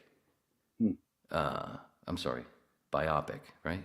Biopic. Yeah, but yeah. Which way is it? I used to always say biopic. It sounds cooler, but I think it's biopic, biography. I think they both work. They're both acceptable. Oh, yeah. So anyway, and it was really tough. I ended up I didn't mean to, but I ended up going like last or second to last. Yeah. And there was a whole thing to where, there's going to be, at the end of this, there will be, I'll have a list of who I would have cast and who I would not have cast. Mm-hmm. And interesting. Of course, I picked Jim. And, not only is it a little easier to sing, because, sure. It's not like it's trying to be Adele. Right, yeah, exactly. You're not like... But, yeah. Screeching. And I'm not heavy enough, so... Jeez. Hey, she lost weight. Oh, fuck. I forgot about that. Come on, Wayne. I forgot that peanut and raisins. Come on, man. Get with it. I got that peanuts and raisins took me out of the fucking running. Although, if I wanted to be a swimmer, whatever, a female swimmer, I'm going to do it. I can go win a fucking gold medal. That's true. Yeah, you should have used that person's name in the... Such a big fucking distraction. Anyway, oh my God. She's a big distraction from what's really going on, that whole swimming story. Not right. You. Not you. Anyway, so we do this whole thing, and it was really tough it was tough for a lot of people, even though they'd done, cried in front of people where it wasn't fake, and it was like, whoa, she was touched. Sure. She hit something, and that was one of the fun things in acting class, to watch people get into something to where, and all of a sudden it was all real. I loved that shit. That was the buzz of it. not Yeah, just of course. for myself, but watching it too. Mm-hmm. And, and just being a few feet, Yeah. So, but even for people like that had done some super fucking work when it came to that musical thing, Yeah. it was really tough to where some of them wouldn't even sing. They just whisper or they just talk them, because at some point you had to sing 2 songs.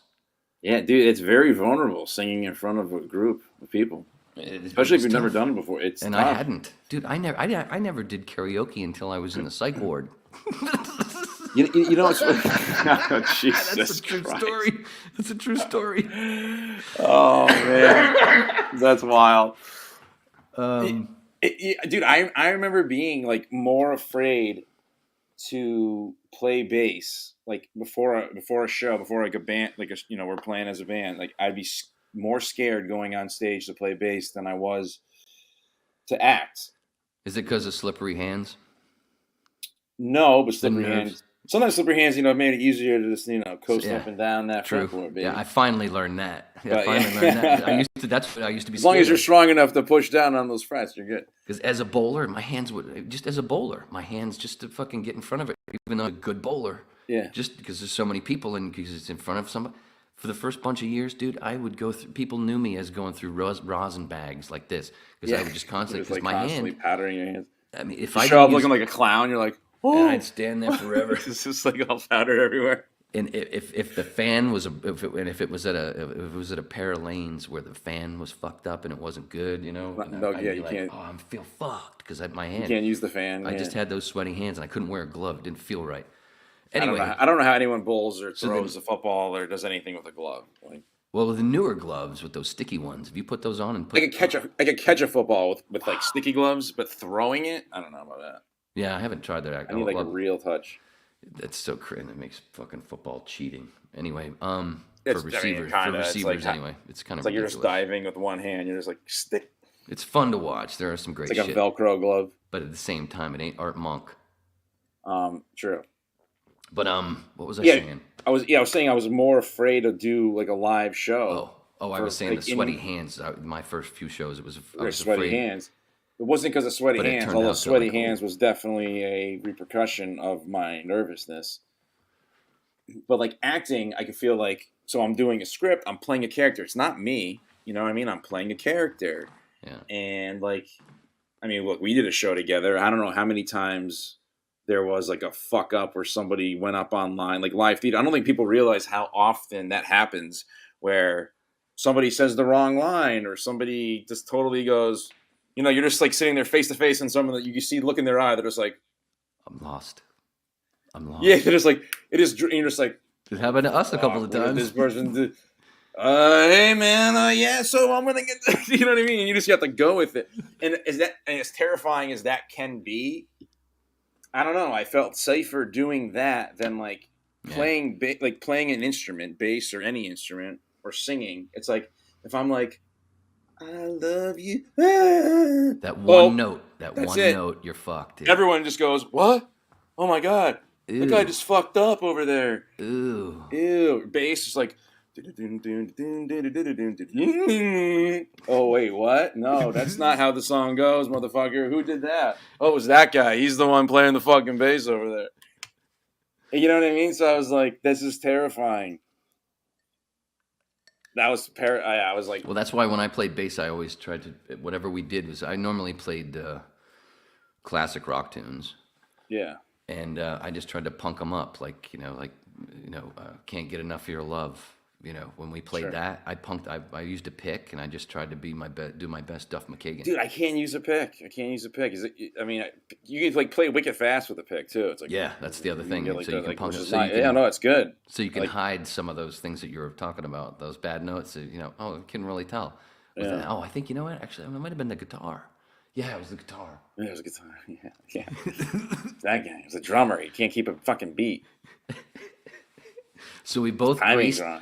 So we've graced the stage together, but not the whiskey stage together. That would be something to do in the future if we could manage that. That'd be dueling cool. basses. But like what you said, so we did a play for 6 months. Yeah, I think it was.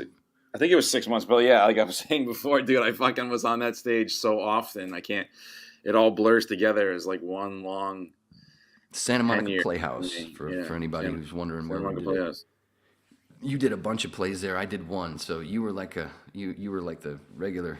You were I was like the regular go-to guy. Kid, yeah. You were their kid, and I was a foster child for a play. Yeah, I was like the what do you call it? Like back in the day when like Hollywood, they would sign you to a contract. You know what I mean? And you'd be like their resident actor. Oh, he's one of those guys. One of those like, small. We signed him for a 3-picture deal. But yeah, he's one of those few that are actually really good that'll work for this shit money. I know. I feel so bad. Like they're good people, but like they said no money. It's like God. That's what it makes it tough to get. Yeah. Well, that's the thing about theater too. It's just like it's a lot of time, a lot of work.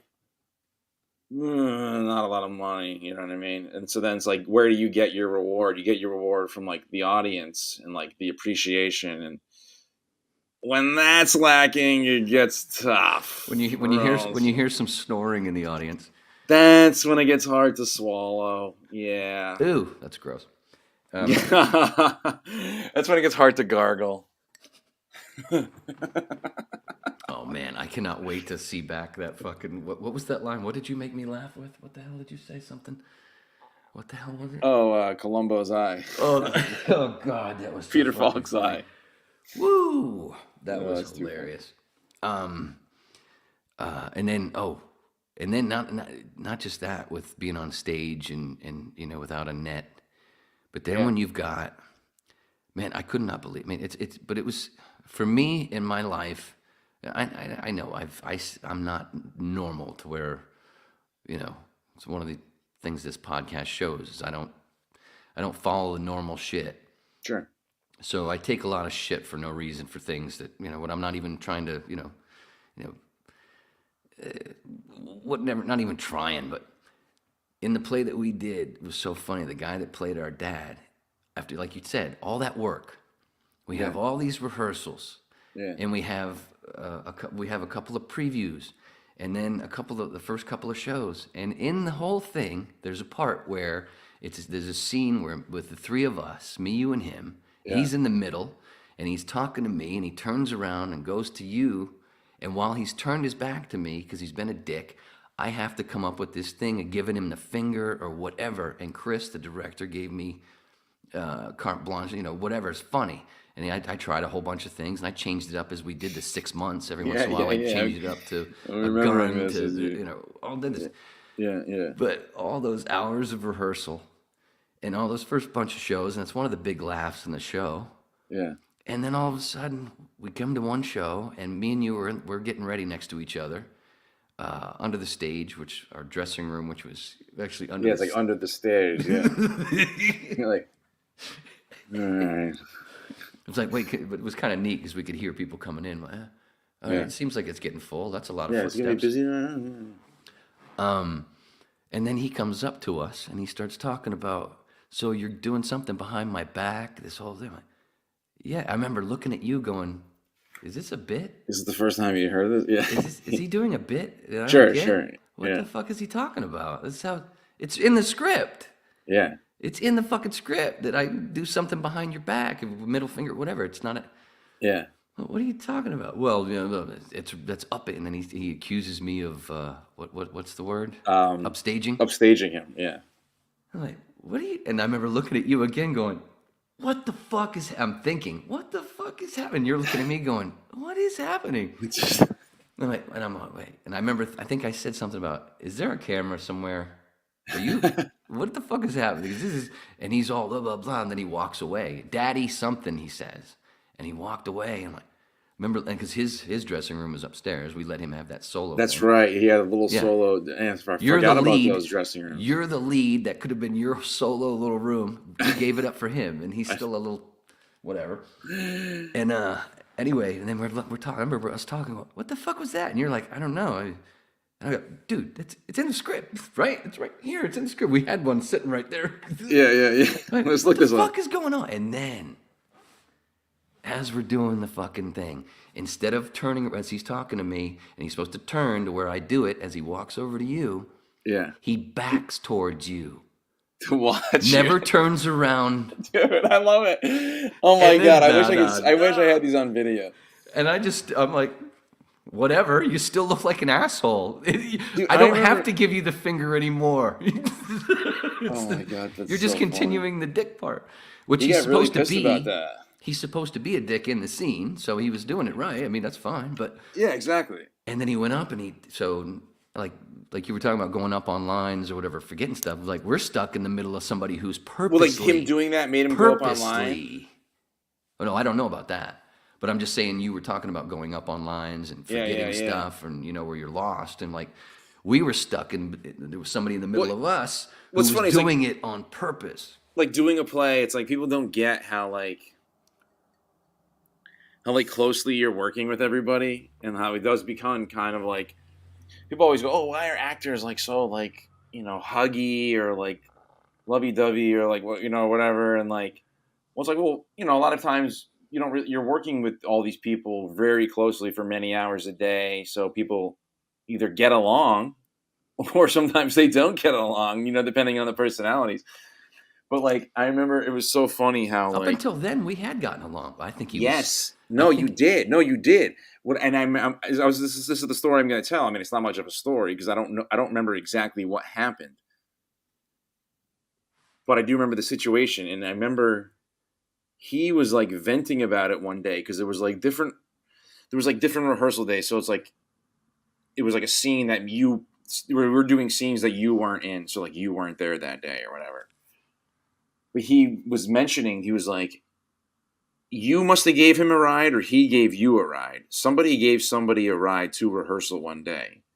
And then in the car on your way to rehearsal, you guys had a conversation about something. And this is what like set everything off for him to be like, this guy's crazy. Dude. Does this spark you anything? Do you have any recollection? Yeah, because I don't remember what he said. I believe it. It must have been. I think it was the. It had to have been the AA, Bill W. LSD stuff. So he definitely was in AA. Yeah, it was the LSD stuff. I'm like, did you not know this? The whole thing because I would pop off with jokes about Jesus was a mushroom back in those days. For sure, yes, I remember that. I remember laughing about that. I remember and I would do it as a joke. He would joke about I remember that being like a kind of like a joke on set or on whatever on stage. But I think that's when we had that conversation because one day it was something with my truck because it was back when I still had my truck and I think there was something and he lived in the valley not far from me. Yeah, he lived for sure. Yeah, and I asked him if he and it would be cool. Yeah. And it would be cool just to, shoot the shit on the ride. Anyway, you're playing my dad. It's kind of, it'd be kind of a cool thing. I'd do that with somebody who's playing my son or my, Yeah. No, it's 100%, yeah. But it was a totally fine conversation. But I think that must have been what it was. It was something, yeah. And I remember him being like, it was from that moment on, he was like, oh, but it's true. It's fucking true. All right. My friend Claire that I told you about, the one that has the ibogaine clinic in Mexico, and had a different one that I went to before, but I didn't do the flood dose. I've told that story before, but she's going to be on soon. She has a copy of a letter from Bill W. to Timothy Leary about thanking him about how LSD has made him. How it's decreased his need for alcohol, but he also did up some other things too. He was doing some, I don't remember exactly. I got to get a drink and I got to piss. So you take over. Tell a story. Oh boy, can I do the same thing? I can't do that because then it's going to leave the open air. Tell a story. All right, I mean, I'll think of something. You got something that we. What was my? All right, I'll think of something, and then you can elaborate. Your version of Oh, here, yeah. We started to talk about the Manson play, but we did that. Oh no, but we both. Funny enough, we both auditioned for a Manson play. I don't think we talked about it on here. I don't think we talked about it when we were recording. Oh, that was before. Yeah. Oh, where you had told me about the Manson play, and yeah, because you had auditioned for it. I think we Yeah. started to. I guess it's not much of a story, but yeah. Well, no, it was just that the dude that actually I saw a video of the dude. They put it on their website. So I never saw the play. No, you didn't want to. If you saw that, No, I little kind of clip- want to now though. Oh, dude, that clip was so bad. I never saw the play. It was bad. But I remember But yeah, we were talking about it before because I was saying about the Charlie thing, and I'd gotten into it, and I'd watched all the interviews, and I think it was on here, but I think it was after we started recording. But and I did the whole because you had to come up with your own little monologue. Remember, wasn't it? Yeah, he wanted you like. I mean, I remember there being text, but then like, I think it was like, feel free to kind of flow with this. You know, take bits and pieces and meld it into your own thing. It's kind of like, which is actually, it makes a lot of sense. It's kind of like film acting in a sense of like, this is the gist I'm going for. You know the character, right? Like, obviously, this is someone you could base this on. Like, just vibe with that and go with the flow and kind of like do that. And yeah, and I remember doing it. And then I think I told you about it and I sent it to you. And I was like, dude, I don't know if I'm going to get this. Like, it's whatever. But you would fucking kill this. Like, you should definitely audition for it. And I thought I did. I thought I killed the audition. I sat there and I talked to them for a while. Yeah. But because I had the whole thing where, you know, from all the interviews, I did a lot of it. I had kind of had this down. I the sort of had that mannerisms karate thing down. I did a moment of that, and I had You Dig. Was in and I used the word consciousness shit. What's the word that Charlie would use? That's your world. That's your trip. So I mean, and I thought I nailed it. Yeah. And then I'm surprised. Like I want to see who they went with. I kind of want to see this. It was completely pointless. You probably can't find it now. I probably not. I don't even remember the name of the theater, but it was not far from Santa Monica. It was on the promenade. It was right. Like that. It was in the promenade. Yeah. But I remember, which I never saw. I never saw a show there. Me either. I never even been to that theater until that audition. Yeah. Same. Yeah. But I remember I went to the website just to check it. Something popped into my head one day, like 3-4 months later. Yeah. Just to see who did get it. You know, what was the name if I knew the person. See if you got it. Yeah. And you forgot to tell me. And there was a video on their website in this little 20-second clip, and I was like, who's gonna fucking watch this? This guy doesn't do anything Manson. This isn't it, because it's supposed to be an actor playing Manson. Right. Right, if I remember correctly. Yeah, so I remember something. It was like, he's coming in and out of the Manson persona. It was kind of like that. It was kind of like that play. That play that I did a one act of about an actor playing a Barrymore, and then his ghost appeared in his place or whatever. He was a soap opera actor. He wanted to be taken. I can't remember the play. It's a famous play. Yeah, but it was similar to that. I mean, that's what it reminded me of. Yeah. I mean, that was the vibe. It was like you're almost like the narrator, and you're talking to the audience about Charles, and he's like, Charles this and Charles that, and da da da da da, and he was born here, and then he grew up, and da da da da, and then all of a sudden you like go away, and then you come back, and you're like, hey, it's Charlie here, and you're supposed to be like that weird persona you see on the news. You know what I mean? Like that Charlie Bundy's a poop butt. Yeah, yeah, exactly. Excuse me, I gotta take a shit. Time for a poop. You're a poop butt. No. You ready? No, that's a moment from an interview with Charles. I thought you. And then he proceeds. I thought you're like turtle heading. You can look it up. After you tell the flapper story? Tell your version of the flapper story while I'm gone. Shit. I don't know that story well enough, dude. I just remember going to see you, and then I remember the dude telling you that I gave you It was like I don't know. I hadn't even done 20 sets, and I went, oh, here's a fun wedding gift for you and Meg. Did you have a heckler at that show? I don't remember a heckler. No, I just remember the dude that came up to me when I was talking to you after the show. I remember that. I do remember that. But and I took care of your bill, and I got your ticket, and then they put you right there. So a bunch of times, dude, for sure, right in the center. I was like, I feel bad. I was like, I was hoping he'd be in the back, but it was. I know. I was like, believe me, I would have been the same way. But there's a Charlie interview where I can't remember what her name is, but it's one of my favorites where all of a sudden he's pissed off because of her stupid questions, because it's the same stupid shit, the Bugliosi stuff that he keeps telling people that's not real, that's not, I don't know, that's made up. That's Mr. District Attorney's story. And he gets up and he goes, I got to take a shit. Excuse me? And he gets up. And then as he's taking his microphone off, lighting a cigarette before he leaves the room to smoke, to take a shit, he goes, I don't mean to, he says, I'm not trying to be cross. I don't remember the exact words, but he basically says that, I don't want to say anything bad, but, you could stand to lose 10 pounds. Oh, my God. He just so throws great. that in there. Yeah. It's so great because she FYI. It's so great. Anyway, I want to pee, get a drink. All right. And then, yeah. Sounds good. Have fun. I might go get a drink myself, but oh, that's too funny. So, my wife and I, or my wife now, at the time, fiance? Must have been girlfriend or fiance, it doesn't matter. Went to go see Wayne at the, what was the name of the club, Wayne? Fuck. It was in, wow, this is a really bad story because I can't even remember.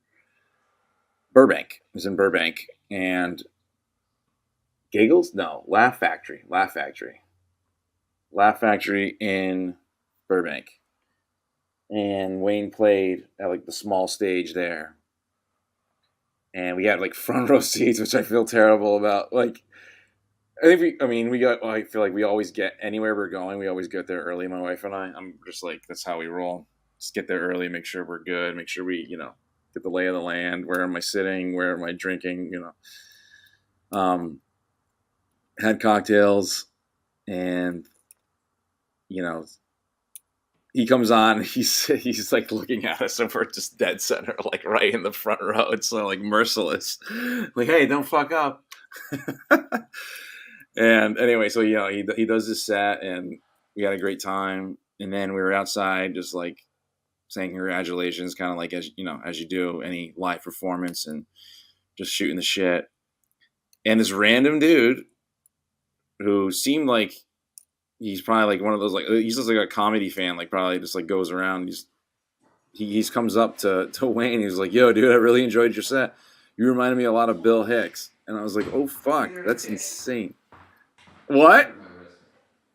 You remember this? He was like, and my wife didn't know who Bill Hicks was, so we had to like tell her who he was. But like, it was a pretty wild compliment that some random stranger just like rolled up and goes, "Dude, that was fucking killer set, man." Like, and Wayne's like, "Oh, thanks, man. Thanks, thanks a lot. Appreciate it." And that's, a lot of people say that, and it's kind of like whatever. And you're like, "Oh, thanks." He goes, "Yeah, you remind me a lot of Bill Hicks." And Wayne's eyes were just like, "Oh, you're talking about Bill Hicks would be proud," I think he said. Yeah, Bill Hicks would be proud, and he's just like, you're just like, what the fuck? I looked at you kind of like that what the fuck moment on stage during the play. Yeah. Like, what? Did you just hear that? Yeah, exactly. And that's pretty fucking cool. I don't think I didn't kill. I definitely didn't kill. I had a couple of decent Dude, jokes. comedy, that's like the hardest, I honestly think, like, and I've never done it. And sometimes I think I can. Yes, you can. And I don't know if that's just ego or if that's just like, I feel like if I had like a solid set that like I could weave in and out of, because that's the thing. I think like it's like wrong to think that like, oh, I'm just gonna like have like my lines, my jokes, and then I'm gonna go up there and I'm just gonna go like A, B, C, D, and everything's gonna go fine, because I feel like, just like you go up online in a play, or like somebody says something in the audience and like you're like, oh fuck yeah, I read that too, da da da da da. Like you have to be flexible to like, or somebody drops a glass in the back. Somebody drops a glass, or somebody goes, "You fucking suck." You know what I mean? You're just like, thanks, man. Like, how are you gonna roll with that? And like, sure, and being able, but knowing your material well enough to then like come back into it, or like bring back a joke. But it's like a really hard you just proved. art form. No, you just proved that you can do it. Because Yeah, you just asked. I'm aware of those like you mechanisms. just asked. Yeah, you just asked the right questions. because of being on stage before, because of knowing that no net thing. Yeah. You know all the things that can happen, while you're doing that. So you ask all And, those like- questions. So what would you do? So you think about that and you go, okay, if somebody yells, "You suck," what would I say that would be funny to everybody if I say it, and make it self-deprecating? Yeah, but I'm good at it because I have no gag reflex. Whatever, something that. Yeah, that's actually really good. That's a good one. But yeah, and I've never used it, and it's something nobody ever yelled that at me, luckily. But that's probably what I would have said. You just have a bunch of things and think, oh, what if they say this? Well, I'm like, oh, dude, did you eat it so and so too? Because my belly's feeling shitty as well. Yeah. If you hear like a groan, you just ask those questions. What might you hear? Yeah. And then you like David Tell or any fucking, that's what those guys do. Well, that's you when it's learn the best, dude. It's that's like one of the beauties of podcasts is listen to these guys talk, and then you're like, yeah, for sure. The people get better faster because they have this free access. You used to have to pay fucking money to go to Santa Monica Playhouse and listen to some guy who didn't even do comedy tell us how to do comedy, even though the basic stuff was cool and Jess. You know what's interesting? You know what's interesting, dude, is like I feel like that's kind of. It's not a modern phenomenon, but like I feel like in this day and age, like everyone, like we're all, and maybe not just maybe it's just a human condition, but like we're like craving honesty, and so the reason why theater is waning is waning. What happened? Fuck. There it is. I must have removed it from the screen before it got to the end. Motherfucker. Sorry, go ahead. No, yeah. But the reason why, because you go to theater and sure, you're supposed to suspend your belief and you're going in with the mindset of this is going to be suspended reality, whatever. But if it's not done in a certain way, it doesn't ring true, or audiences don't get into it. Where podcasts are huge now because it's literally just 2 people or 3 people or 4 people, but it's just an honest conversation. It's just a give and take, and it's real talk. Even if whatever they're saying, maybe you agree, maybe you disagree, but you're in the moment constantly, and you're just having a conversation, and it's real, and that's refreshing to a lot of people, I think. It's a refreshing form of entertainment and knowledge, depending on what you're talking about. People could be, and so many spontaneous laughs come. Yeah, exactly. I probably would have. That's the best things in comedy, right? It's sure, you have your act, you have your jokes, you have your the structure, the outline of your act, but some of those best fucking lines or killer moments are. Somebody says something or something happens, a noise happens, or you fuck up and you lose, and then all of a sudden you say something and it's just everybody just fucking loses their shit. You know what I mean? It's just and you're like, wow, I couldn't have planned that better. You know what I mean? But that's one of the reasons why, up until what episode? And I hate using the word episode, but up until episode 80 was the first video one that I did, because before the first 79 of these, they're all audio. 79 of these already? This is how many have you done of these total? This is 84. No fucking shit, dude. That's wild. But the first 79 are just audio, and it's just me. It's I'm not Bill Burr. That's right. No, I remember you. Yeah, I remember listening to those in LA actually. But it's like Bill Burr's Monday Morning Podcast, where it's just me telling the stories. Yeah. And because most podcasts, because there's only a few out there where it's somebody, just telling stories, and audio only. Yeah. Because most podcasts are more than 2 or more people. So it's like that. So it's just telling the story. But that's one of the things. It's I don't have to worry about the audience. Mm-hmm. So it's like doing an hour, but it's not doing a Zoom because you're still looking to see if is anybody putting in a laugh here and there, whatever. It's just you, right, talking to yourself. And a lot of the times it's me trying to figure out where I get off. I get off on tangents and then trying to loop back. And it's those fun moments of going, oh, remember I forgot 20 minutes ago? It's this. And I'm talking to myself, but I'm still talking like I'm talking to you. But there's no interruption. And right. It's old. It's not old, but it's You know, because I come from radio, you know. And exactly. Not like I'm a 70s or 80s radio person. I started in the 90s, but it was still audio only. It was pre-internet. Sure. Well, beginning of the internet, where if your show did have a website or your station, then there was minimal pics, and it was just stills. There was no video and stuff. And I like the way it's evolved, but it's really weird to where, you know, I was one of the original people to have a microphone to have at home, and now it's like, look, I go on and everybody's doing it. Everybody's a talk show host now. Right. It's wild. If you got to pee, what story did I want to tell while you peed? Which one would I want to tell? So you told the Flapper story? Yeah. I can't wait to hear what you Flapper. said. It was Flappers, right? And it was in Burbank. Yeah. Right? Yeah, okay. I was like blanking. I was like, where the fuck was it? I was like, I get pictured in my head. I'm like, it's Burbank. It's Burbank. Yeah, that's mainly where besides my open mics, I got to be on stage 3 times at the Comedy Store. That's sick. A couple of times at the Improv. My first one was my first real set after 6 or 7 open mics was at the Improv. That class that I took that was at our school or the school. It was at the same theater where we did our play together. Yeah. A couple of years later. Oh, But then all the other places were, you know, bars and stuff where they had that whole open mic thing where everybody knew everybody. Did you ever do the Ice House? And what was it? No, I went to see a few friends play, but I never did Ice House. I never did their open mic either, like an asshole. It was so far away. It was far, right? Where was that? It's in fucking Pasadena. Yeah, Pasadena.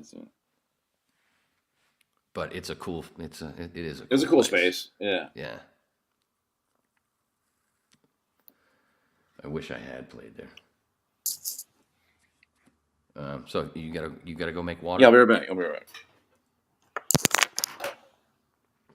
So what story did I want to tell about Mike? About Marinaccio? Oh, he's probably gonna pee quicker than me. But so I've talked many times about the Zeitgeist movement, the Venus Project, seeing Zeitgeist. Then I was almost, if I hadn't gotten fired from Premier Radio Networks, number one, I would have probably been Nikki Sixx's engineer for 6 Cents before he and I did this.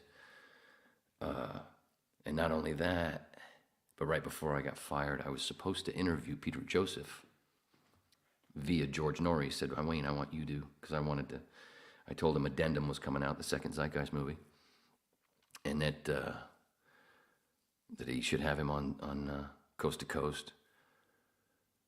And then when they scheduled it and everything, George actually said to me, I want you to do the interview. And I went, get the fuck out of here. What the hell am I? I don't know what the fuck I'm going to do. Anyway, didn't have to worry about it too long. Because I think it was the week before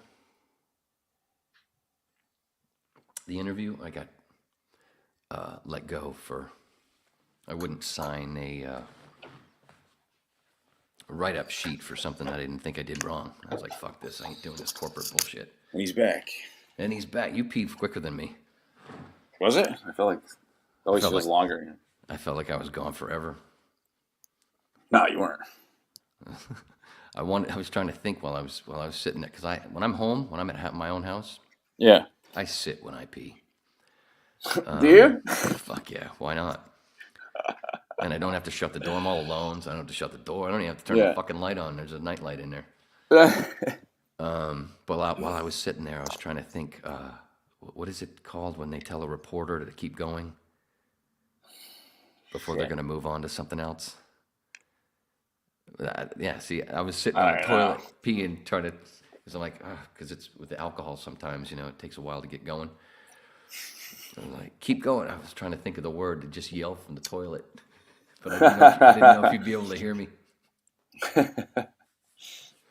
Hopefully I'll think of that by the time I come back. But anyway, while you were gone, I was telling the story about how I was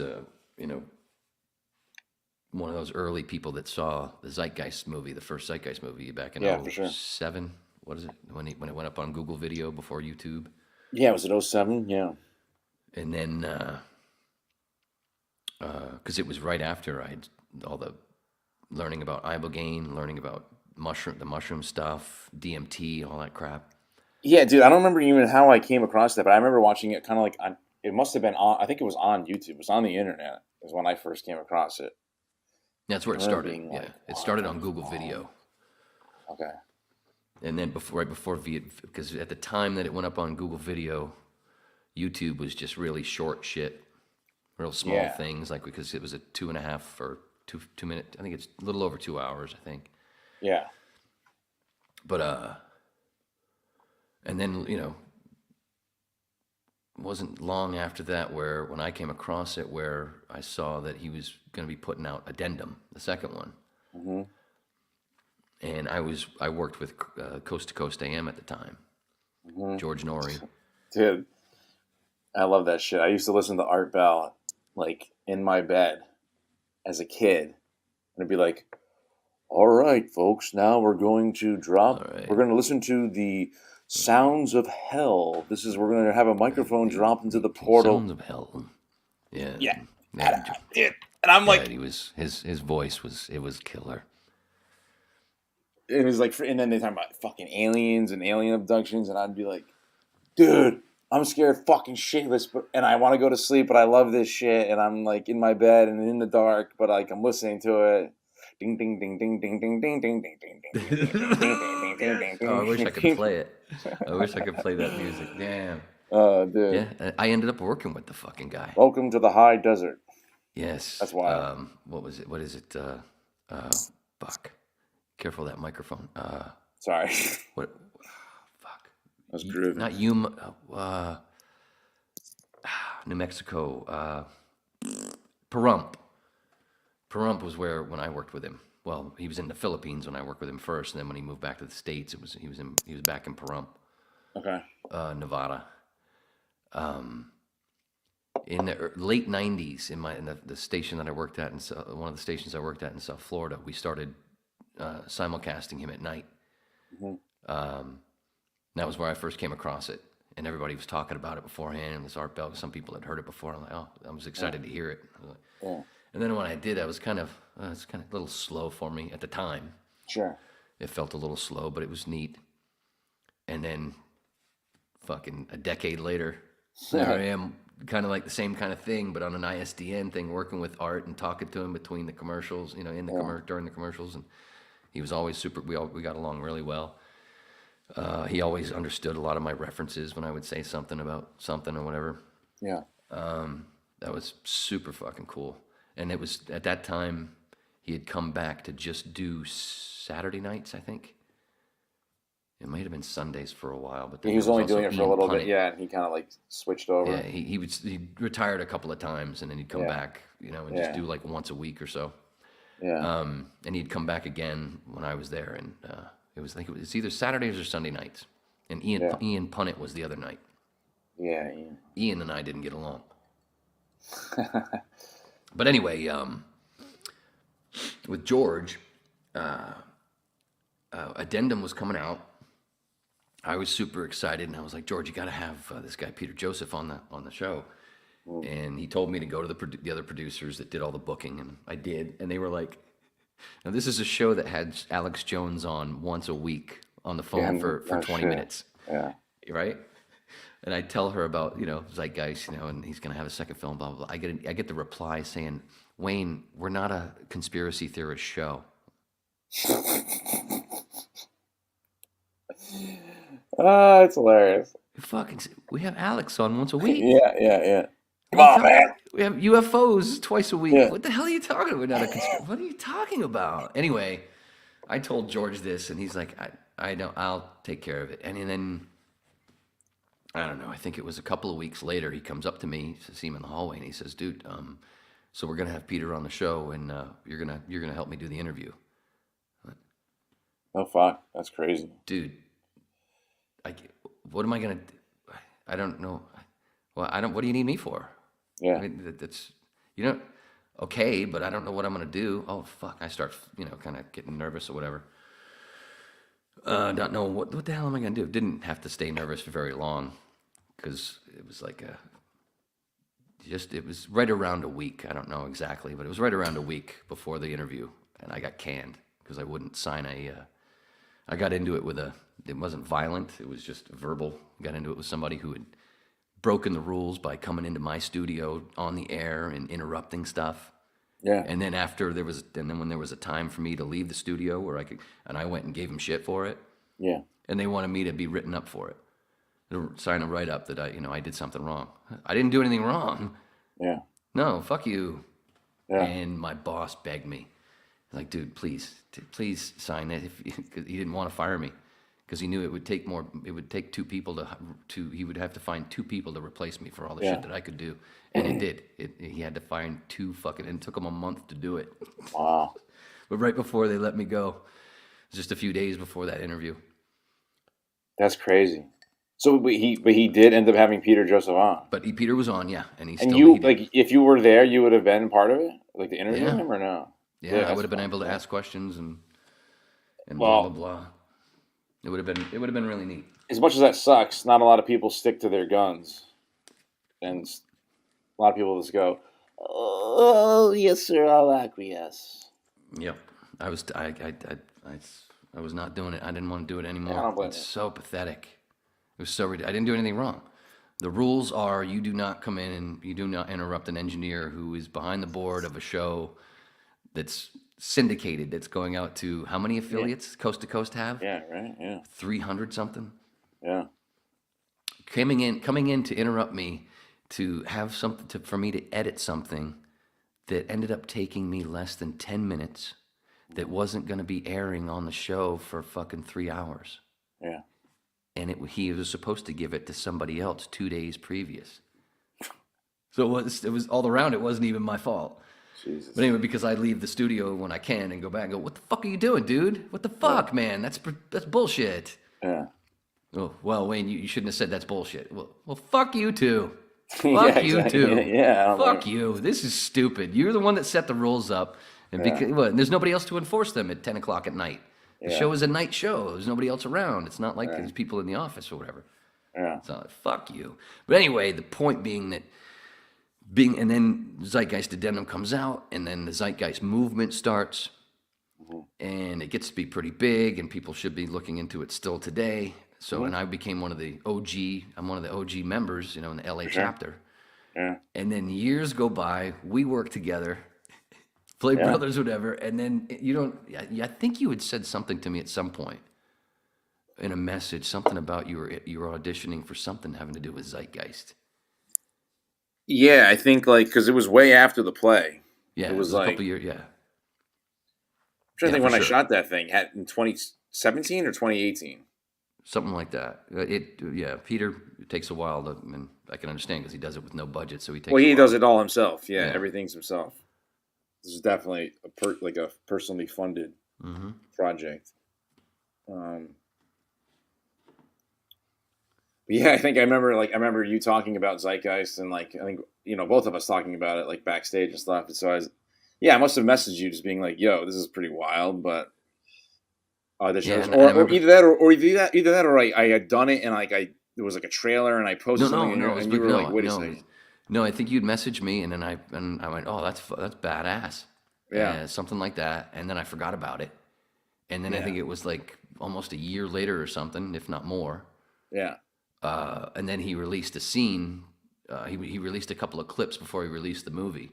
Yeah. And there you were. And I was like, get the fuck out of here. You didn't tell me you got it. Yeah, it's pretty wild. And that dialogue, Jesus Christ, man. Dude, that was probably one of the hardest fucking things I had to memorize. That was a lot. I remember being overwhelmed because we're talking about InterReflections if you want to look it up, folks. Yeah, Peter Joseph's InterReflections. Yeah.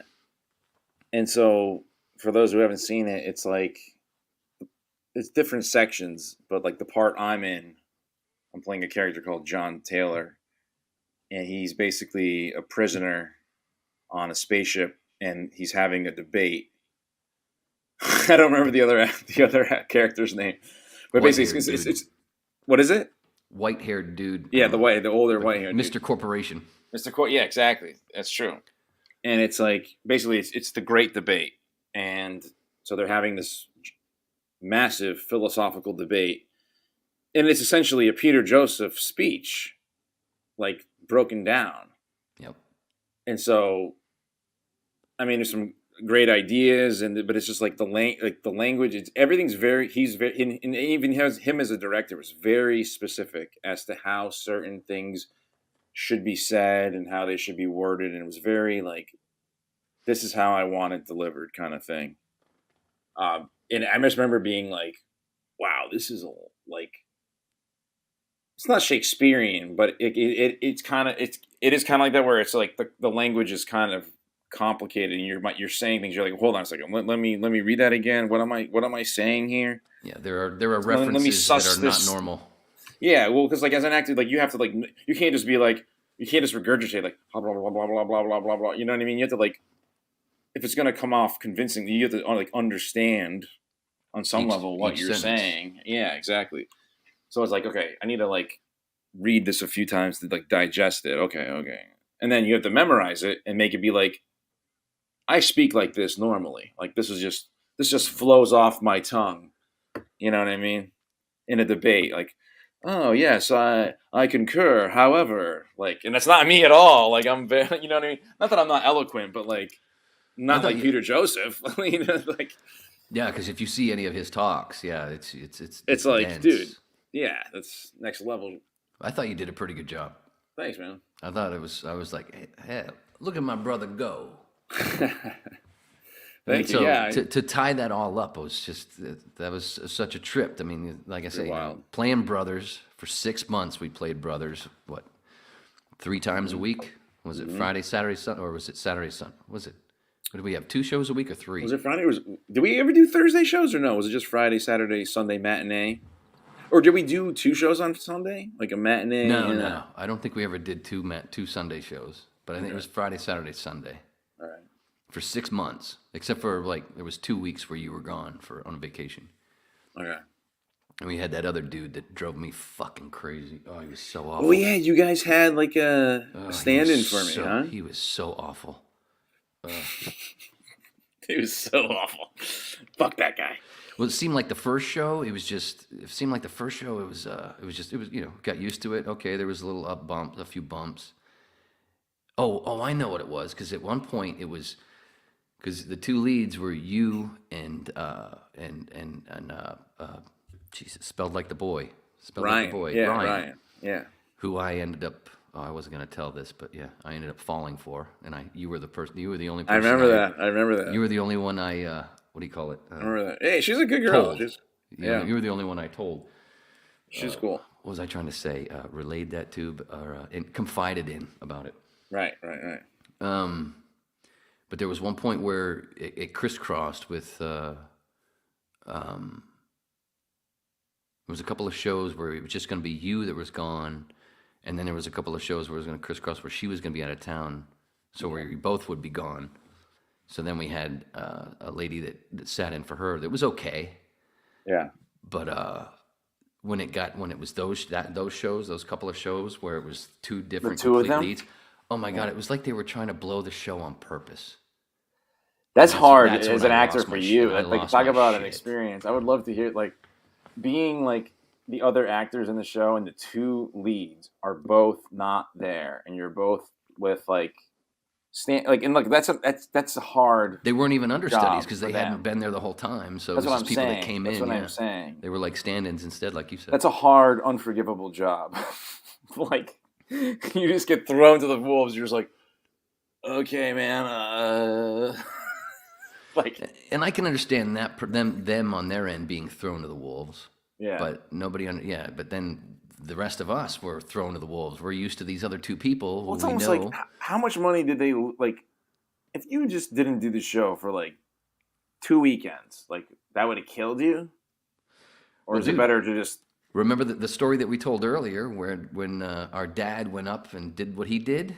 Yeah. Remember, I threatened to quit. That's right. The director called me after. Hey, director, please don't quit. That's right. And then the poor bastard ends up having a heart attack like 2 weeks later. Oh my god! Remember that? Chris had a heart attack. Yeah. So we had to. We were doing a lot of rehearsing because we started coming in and doing. We started because we liked how tight it was, and then it got a little loose a bit. So then we started coming in and actually having a rehearsal on Thursday, I think it was. Sometimes, once in a while, we'd just go ahead and run through it. Yeah. Because it seemed like there got to be a couple of shows after his heart attack. We do like a run through in order to we were like stuck keep in it. his heart attack instead of doing the show. Yeah, yeah. Because he wasn't there. I think he actually lost a lot of weight. Like, Yeah. I don't know. Like he got much healthier after that, which is good. Yeah, yeah. I thought it was one of the great.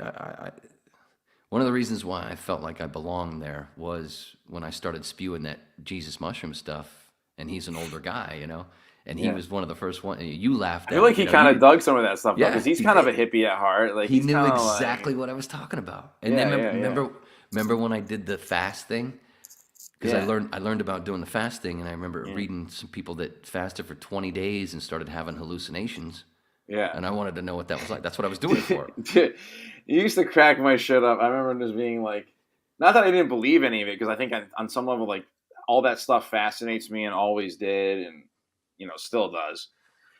But it was like you would say, like you would just start going off on like a tangent, like and like it was just completely like out of the blue. You would just start talking about it, like, hey, you do know that Jesus was, and then like the actor playing our dad would just be like, Jesus Christ, like, come on, man. Like, you'd get kind of, like, pissed about it. And, like, the two of you going back and forth, I would just be like, this is fucking awesome. This is so funny. Like, I would just die laughing. I was like, oh, my God. This is too funny. You'd be like, oh, yeah, I suppose that's a mushroom, too. And you'd be like, maybe. Yeah. It's so true. He did. It got to a point where I didn't have to say a word. He'd do it. And I'm like, I didn't do it. I didn't say it. You said it, man. It was so funny. I would just be like, oh, my God, it's happening again. But it was cool. It kind of, because he and I were supposed to have tension in the show, so I think it helped. And there you go. Hey, maybe just be like, at the end of the day, just like, hey, look, dude, I was method acting. All right, get over it. Right.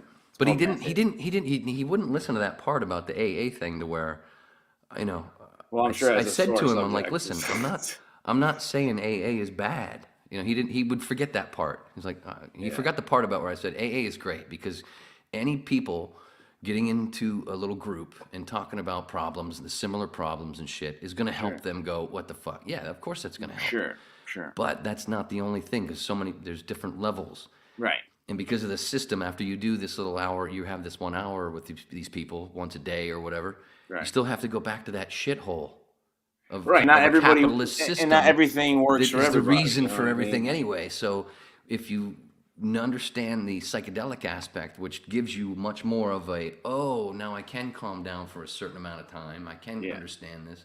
Right. And that's why it's that's why so many people... wild. I mean, and that's just like, I mean, in his case, that was just, I guess I don't know everything in his case, but it was, from what I understand, it was just just alcohol. You know what I mean? It wasn't other substances, or it wasn't other trauma.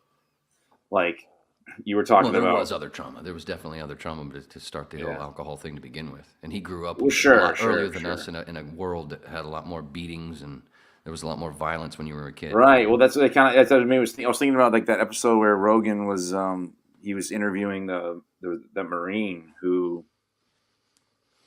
I think he recently? had him.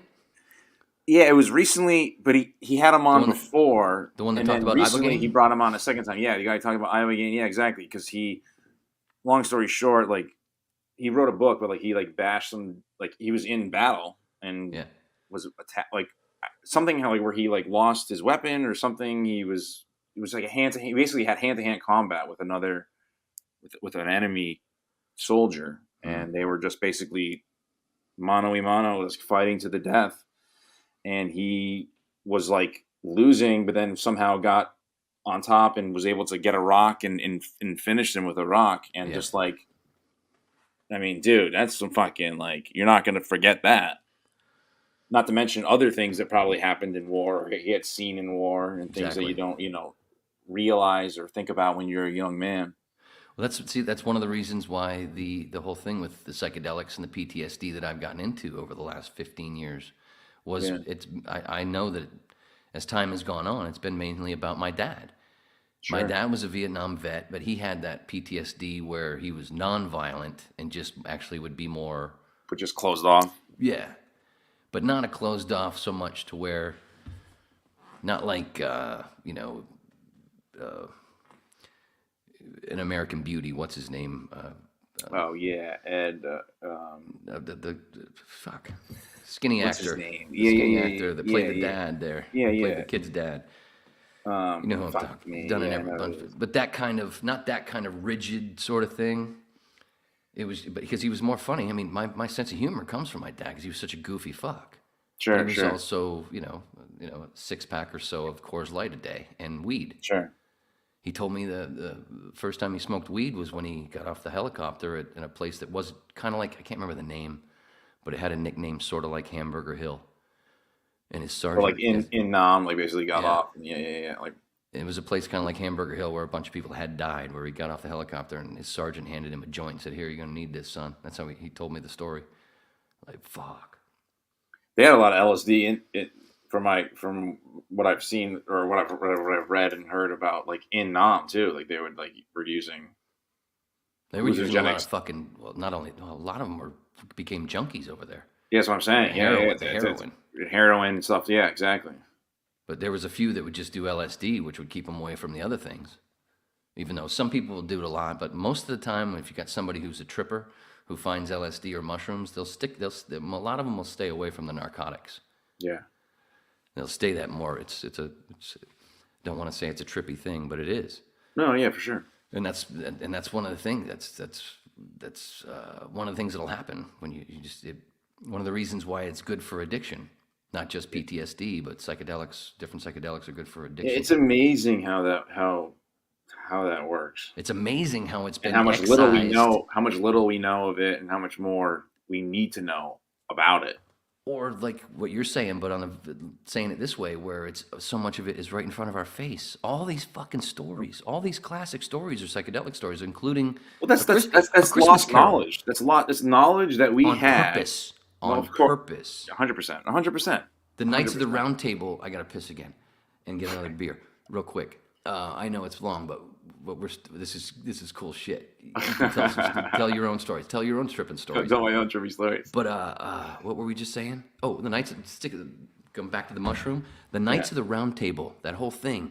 The whole sword in the stone. Yeah, sort of You stuff. flip Yeah, I that remember over. you posted that recently on Facebook. It's the mushroom. Yeah. With a upside really down. powerful stem. Yeah. The Knights of the Round Table, red and white. They were Yeah. They were the soldiers, kind of like soldiers of today think they fight for freedom when they actually fight for corporations. Right. The Knights of the Round Table is sort of the same sort of thing with the mystery schools, keeping the mushroom knowledge and the psychedelic knowledge, the nature knowledge, away from other people, just for the elite. For sure. I'll be right back. Tell a good story. Oh, Jesus Christ. Jesus Christ, speaking of mushrooms. Yeah, that's wild, dude. I've only tripped one time on mushrooms, and I did it in Joshua Tree, which is, I guess, it's a solid place. Well, no, I didn't trip only once, but that was actually the only, like, that was a trip, was in Joshua Tree. I did shrooms before here and there, like in New York, and it's just kind of like, oh, well, like, some visuals or some, like, wow, I feel good, kind of stuff, but nothing like, not like the ego battle. In Joshua Tree, it was ego battle, dude. It was a buddy and me. We just went for like a camping trip, and we had like an awesome campsite, like under these like crazy rocks, and it was kind of like a canyon, and then there's all these like rocks you could climb up, and we basically he brought the shrimp, and like we just split this fucking bag, and it was like a handful. It was a good amount, and he was experienced. Like, he's done a shit ton tripping shrooms, whatever, you name it. DMT. And anyway, so we split this bag and we climb up these rocks and we go up there and we're having a beer and just like watching the sunset and it's fucking gorgeous. And then we're like, it starts to kick in a little bit and you're like, all right, we should probably get down before this shit kicks in. Otherwise we're not going to get down from here. And so we go back down and Get down from where? I missed that part. so yeah, we were in John. It was like a buddy of mine. Like I was basically just telling this quick story about like how I've only really tripped hard once. Like I've taken shrooms a couple, 3 times, maybe 4 times, but I only tripped wicked hard like one time with my buddy in Joshua Tree. And I remember after this whole thing was said and done, I remember asking him, being like, "Dude, like I don't know, maybe it was because it was like that was the first time I really tripped hard. I was like, was that like intense or was that just me because I'm like a newbie?" And he was like, "No, dude, that was fucking intense." Like, and I was like, and I know he's like well versed and like has done a bunch of shit and like often. I was like, okay, good, because what the fuck? I'm like rolling on the ground in the dirt, like, and he's like, I remember him being like, oh my god, like. It's so funny how different people, like, you react completely different to the exact same drug. Like, we both took the exact same thing, the exact same amount. And, like, he's pacing and, like, muttering under his breath, like, arguing with somebody. And I'm, like... The Munchkins. Like, rolling in the dirt, like, fighting with my ego in my mind, like, going through, like, worst-case scenarios and then being like, wait, no, everything's okay. No, it's not. Yeah, it is. No, it's not. And then, like, he was like, "What are you doing rolling around in the dirt? Dude, there's bugs out here. It's the desert. There's going to be bugs crawling out." And I was like, I don't even give a fuck. This finally feels good. Like, everything else I was doing wasn't feeling good. And, like, somehow rolling in the dirt like a dog felt great. So, fuck it. I'm doing that. And then, I remember, like, it finally, like, this roller coaster ride of, like, the ego, it finally broke. And I just remember being like, then it was just like euphoria. And you're just like, oh. So you were just describing the come up, the tornado in the Wizard of Oz, or the there you go, the twisty building before he opened up the door to sing the imagination song. And all the little midgets came out. Yeah, exactly. It's the come up. That's exactly what it was. I mean, and then you feel a little bit healed and happy. I feel like that's the whole point of doing these, like, of all these, like, hallucinogenic, psychedelic, whatever you call them, it's all battle with the ego, basically. So basically the whole point of it is to minimize and maybe eliminate the ego. Remember how we started? E.T.? Yeah. So so you got the Reese's Pieces thing, and then you've got the moments of E.T. and Elliot. Remember, Elliot starts with an E and ends in a T. Elliot, E.T. Ah, cool. Yeah, for sure. So they're together through the heart, where E.T.'s drinking alcohol and Elliot's getting drunk. That's right. They're connected. Yeah, exactly. And then also at that same time, Elliot releases all the frogs or the toads. You know what's funny too, dude? Oh, the toads. You know what's funny that I didn't realize until... I feel like it's Erica Eleniak. What? That's the little girl that he kisses is Erica Eleniak from Baywatch. Is it really? Yeah. I didn't know that. That's fucked up. Oh my god, I have to look that up. That's crazy. I did not know that. Mm-hmm. Henry Thomas. No, but like Henry Thomas is a Henry king. Thomas is the man. Yeah, he was great. But I was like, yo, I was watching it with my wife maybe like a year ago because we watch it like every year probably. Yeah. And I was like, so E.T.'s a kid too. Like they're both kids. That's another thing that's huge. It's not just an alien. And what do it's like a kid alien. And when you're tripping balls, what do you feel like? It kid. Brings you back to being a kid. Yeah, you don't. Yeah, exactly. But I was like, well, because when you're a kid, you don't have an ego. We're getting there. You're a kid. So, you're just spontaneous. You're just like, what's this? Oh, well, oh yeah. So is this weird? I don't care. I'm just gonna do it because I feel like it. So then E.T. says he's got a phone home. Yeah. Right. Yeah. And then he ends up looking dead after rolling in the dirt like you did. Right. They think he's dying, and they think he's dead, and then he wakes up and says, "Phone home." Yeah. That's ego death, where he and Elliot both basically come back to life. That's called that's the ego death. E.T. almost dying is the representation of ego death, and then they get on a goddamn bike. E.T. has his red hoodie. Or Elliot is wearing his red hoodie. Yeah. E.T. is wrapped in a white blanket, the red and white mushroom from Alice in Wonderland. The red and white mushroom is also the favorite snack of the reindeer, which is why they can fly. That's right. So they can drink their piss. And they, boom. Yeah. And they fly. I remember when I'll be right here, third eye. Yeah. That whole movie is about psychedelics. You know, it's funny. And ego death. Ego death. You're the one that started it with ego death. You said it before. Ego death, I did. dude. It's all about ego death. It is all about ego death. Christmas Carol. A Christmas Carol is about a fucking old cunt who only knows a certain way in a shitty capitalist society, and then he does either ibogaine or ayahuasca and has the ghost of Christmas past, all that stuff, and in a couple of hours he wants to give everything away and help everybody on the planet. Sounds like somebody tripping balls. Yeah, Scrooge. So it's like that's Bob describing Cratchit slipped him. Bob Cratchit slipped him some DMT or something. Like, Master, can I have some more coal for the fire, please, sir? He's like, bah humbug, Cratchit, fuck you. And then he's just like, watch this, Master. Merry Christmas to you, sir. That's a promo. You're about to change your tune, mate.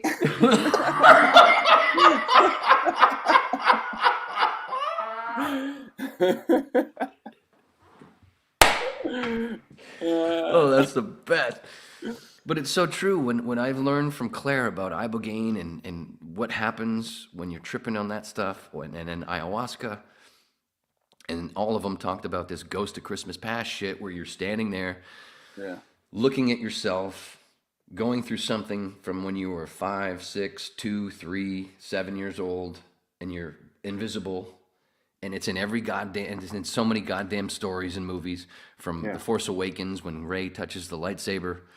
Dude, it's in every fucking story. Game of Thrones. Remember the thing, Game of Thrones? Tree of knowledge. The whole thing with Bran being the tree and the eye and the raven, the tree of knowledge. Where the tree comes from the mycelium underneath. Dude, it's a part of the hero's journey. That's it. It is the hero's journey. That's why it's called a heroic dose. Because like you were saying earlier about how you had done it a couple of times and nothing really it wasn't enough. Yeah, exactly. I mean, like stuff happened, but it wasn't like, whoa, mind blowing. Yeah. Same thing with me. With my buddy Tim, I was in a really low point. And the funny thing is, I had done all this research about how it helped with PTSD and depression and stuff. But when I did it, I was just in a thing where a fuck it mode where it's like nothing's going right and I just want to know. I wasn't really thinking about the depression part. Yeah. And I went out and I got a 1/4 ounce, and we split a 1/4 ounce. So we basically both, well, he did a little more than 7 grams. Right, a 1/4 ounce or a 1/2 ounce? No, 1/2 ounce, 14. So we basically split 14 grams. He had a little bit more. He was, like you said before, you were with a buddy who was a little more experienced. Yeah, sure. Tim was a little more experienced, and I went, okay, you have that extra stem and cap. So I did, maybe 6.5. And man, if it's one thing I learned was, if I'm going to go big, I got to have a roll of paper towels, because I'm going to constantly, for a bunch of time, I'm going to yawn a lot, which is going to feel good because it's like a release. So it's weird. And just not crying, but just not being able to control the tear ducts.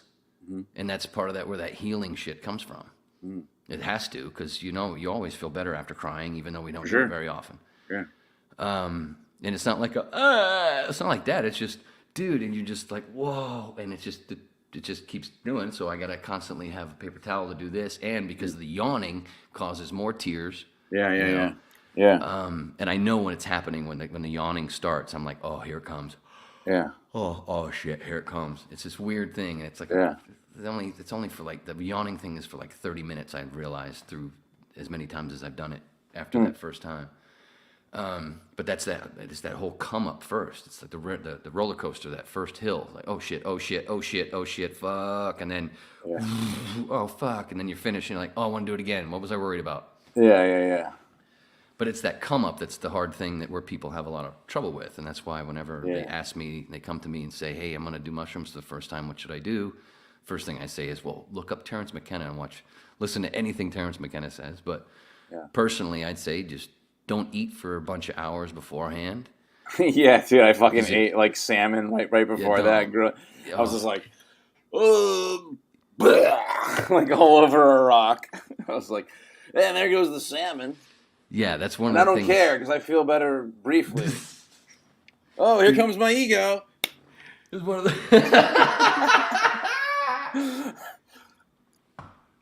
I had one where I had this lady I was seeing, and years ago, and we talked about it, and she goes, I really, really want to do that, and I didn't push her. She was just like, yeah, I'm really interested. I want to do that. Okay, so what do I do? And I gave her a bunch of links to watch and stuff to read. It's like, because the more you know, the less the come up feels like you're losing your mind, because it feels like your brain's being split apart, when actuality, in reality, it's doing this. It's going back together, which is why it feels weird, because it's been apart for so long.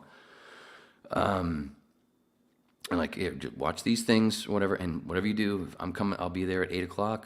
Don't eat anything after noon, so your stomach's, so you won't feel bleh. Yeah. And not only that, you won't feel nauseous, but it'll hit a little harder and a little nicer. It'll be nicer. The harder it hits, the better, because it's not like, oh, it's too much. No, it's not, because when it gets to the too much, you're like, oh no, this is the best. You're in the chocolate factory. Yeah. I show up at her house. She opens the door while eating a bowl of chowder. This is why I do a podcast by myself, because people aren't listening. What are you doing? Yeah, what did you? We were just like, what? What are you doing, sweetie? So we go ahead and we do it. Oh no! It was a weird trip, but she had a really weird place, so that helped. It's just, the setting helps. Is weird. It changes things. So like you were functioning as like her guide through this. Mm-hmm. Yeah. It was one of my first shaman things. Yeah, totally. And basically, what we ended up doing was I ate all of hers, because she didn't eat a whole. She was just going to do an eighth, because she didn't do it very much. So I was like, no, if you've never done it before at all, you don't go for a heroic dose. No, you just want to do a little bit. Yeah. And just to understand a little bit, and then just a couple of times of an eighth or less, and then go heroic. To me, that's the smartest way to do it. Yeah. So she wasn't going to do a whole bunch anyway, but she didn't even do what she was supposed to do, which was like just 2 grams. Yeah. And I did them, but whatever, it was fine. Yeah. But because she had eaten that food, her come up was all, and she just basically was curled up around me like a cat, and I just, like in a cup, and I'm like, you're gonna be fine, sweetie. It's okay. And I'm like, shh, let me keep my eyes closed, because when my eyes were open when it hit. For me, everything seemed like it had a spider web on it in her place, because it was like she lived in the underneath of a building. It was a really cool apartment, but she drove a motorcycle, so you can think of how her place was decorated. Yeah. Right. So it had that. It wasn't your normal chick's single place. But it was cool. Yeah. But it had this. When my eyes were open, it had this spider web sort of look to everything. But when my eyes were closed, everything was like Vegas. All I saw was fucking lots of jokers, lots of cards. When my eyes were like, sweetie, shh, it's okay, it's okay. Let me keep my eyes closed. When she would, blah, blah, I'd open my eyes to make sure, and then everything was just kind of blurry and spiderwebby.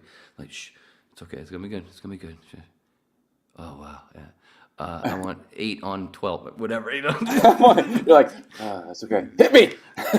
Well, I've been to Vegas, but never like this. This is weird. That was kind of a weird thing, but the funniest thing it was just a story of my life.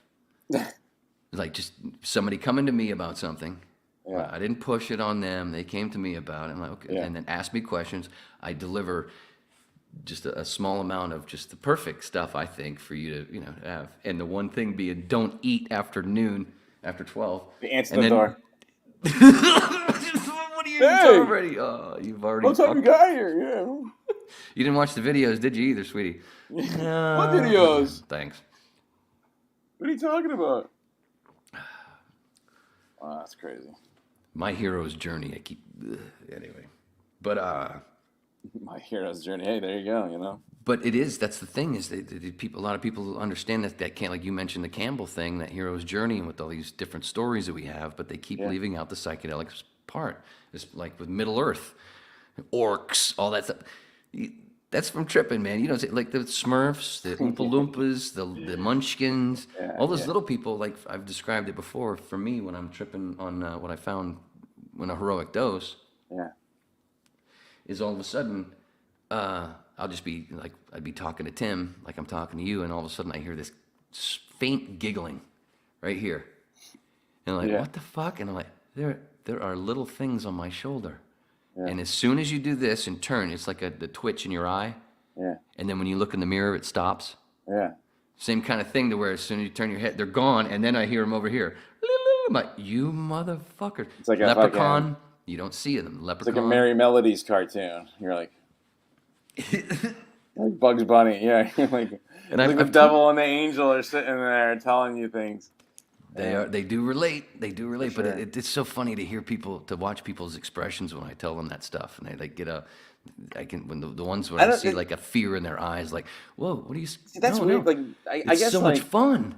That's what I mean. Like I just don't understand like the hesitancy of that. Like, and it makes so much sense. I mean, that's where lore comes from. That's where stories come from. The Stone Ape hypothesis. That's where like holidays come from, and Christmas. You know, like exactly. The like, whole Christmas thing like is based seasonal on changes and like tripping and festivals and appreciating nature and all that stuff. the winter and the summer solstice are about the community getting together and tripping together with the shaman, aka Santa Claus. Yeah, for sure. And that's where the little people, the elves that put the toys together, that's the same thing that I'm talking about that's on my show, the Smurfs or the leprechauns that you never see. I don't know, Wayne. This is pretty far-fetched. It's pretty far-fetched. I love the pan. What was it? When I was on the Jesus mushroom thing, but when I was on the podcast a couple weeks ago, we got into talking about that, and then we mentioned panspermia. And because what's panspermia? And because you're a dude, I had to bring this up. Panspermia is the same idea. It's the Jesus mushroom sort of idea, where it's like spores can live in space. Sure. And spores, nothing can live on this planet without spores. Like we think that we need the trees and the air. Well, the trees can't live without the mycelium underneath. Sure. That helps feed them and helps feed everything else. Yeah. And that gives us access to, the universe, back to God, back to home, phone home. And there's something that where dickhead Scientology tried to connect that with. He tried to do that stuff. So some people get turned off by it because they think it's Scientology. To me, it's not Scientology. It's just obvious when you just a little bit of mycology. But what the hell was I saying? Spam. Oh, the panspermia. Panspermia? I was telling Who's panspermia. Pan? Panspermia. Yeah, it's basically like God came all over the planet and left So all is these it spores. Pan? Pan? Panspermia. Like panspermia. So God, it's basically God's cum. Yeah. You're just like, you gotta Which is in face load of God's cum. Which there are references in the religious text, but they always put it to water like rain. Yeah. Okay. Interesting. Instead of God's the rock and the sword was actually a mushroom flipped upside down, or they're more eloquent than being like, and then God jizzed all over your face, and that's how you were born. He was going for what was it? He was going and then for. there were whales. He was going for a pearl necklace, but it ended up being bukkake. And then God ejaculated everywhere, and dinosaurs were born. So I was telling Paul, because I didn't learn the word panspermia until I've never even heard of this panspermia. See, it's not. Hey, It's not. I learned very something often. today. There you go, panspermia. I think it was somewhere around learning. It had to have been around 15 to somewhere around the time when I was learning about DMT and mushrooms and ibogaine and ayahuasca. Yeah. And I remember the first thing that popped into my head when I saw the word, I'm like, panspermia. And pan doesn't really have much to do with it, but I guess maybe it was the shower. But the first thing that popped into my head, and you got to relate to this, as a dude, when you hit puberty and you first started jerking off, where did you do it mostly? In the shower? Yeah, probably. Yeah, I remember It's the only place you're remember near how you used to, privacy. when all of a sudden you noticed that a lot of it was getting stuck to, you didn't know that it was stuck to the It hair. like in your leg. coagulates, and you're kind of like, what the fuck is this? How funny that Paul knew exactly what I was talking about too. That's hilarious. When I first heard that word, when I first saw it, I went, that's the first thing that popped into my head. And Doug Stanhope has a great bit about that. Does he? I can't remember which special it was, but he basically makes it into where it's that if I ever leave the world, I want to have some kind of invention. And it was somehow the Stanhope move to where I finally realized that if I just turn as I start gooing, if I turn my back to the water, whatever, it would hit the thing just right and go right down the drain. And not like, stick everywhere. Oh, that's hilarious. Oh, fucking Doug. I read one of the, I don't remember which one of the last two podcasts that were on Patreon. I read from Doug's book, This Is Not Fame, a From What I Rememoir. From what I remember, I love that. He's so fucking brilliant, and that book is so goddamn funny, very dude. clever. It's so funny. Actually, where is it? Oh, here. Dude, so I have this idea of like, I want to do something different for a Patreon hour. Yeah. Well, actually, it was going to be a regular hour, but Doug hasn't replied. He's retweeted two of my tweets before, but he wouldn't respond to any tweets. Two of my tweets about, hey, is it okay if I read from your book on my podcast? Just a little bit. Didn't respond, so I finally said, fuck it, I'll just leave it as a Patreon hour. Yeah. So I go and I have the idea, I'll read from Doug's book on 1 hour. It's something different, you know? I open the fucking thing up. See this real quick? A fucking residual check. From what? From when? $13.83 residual check.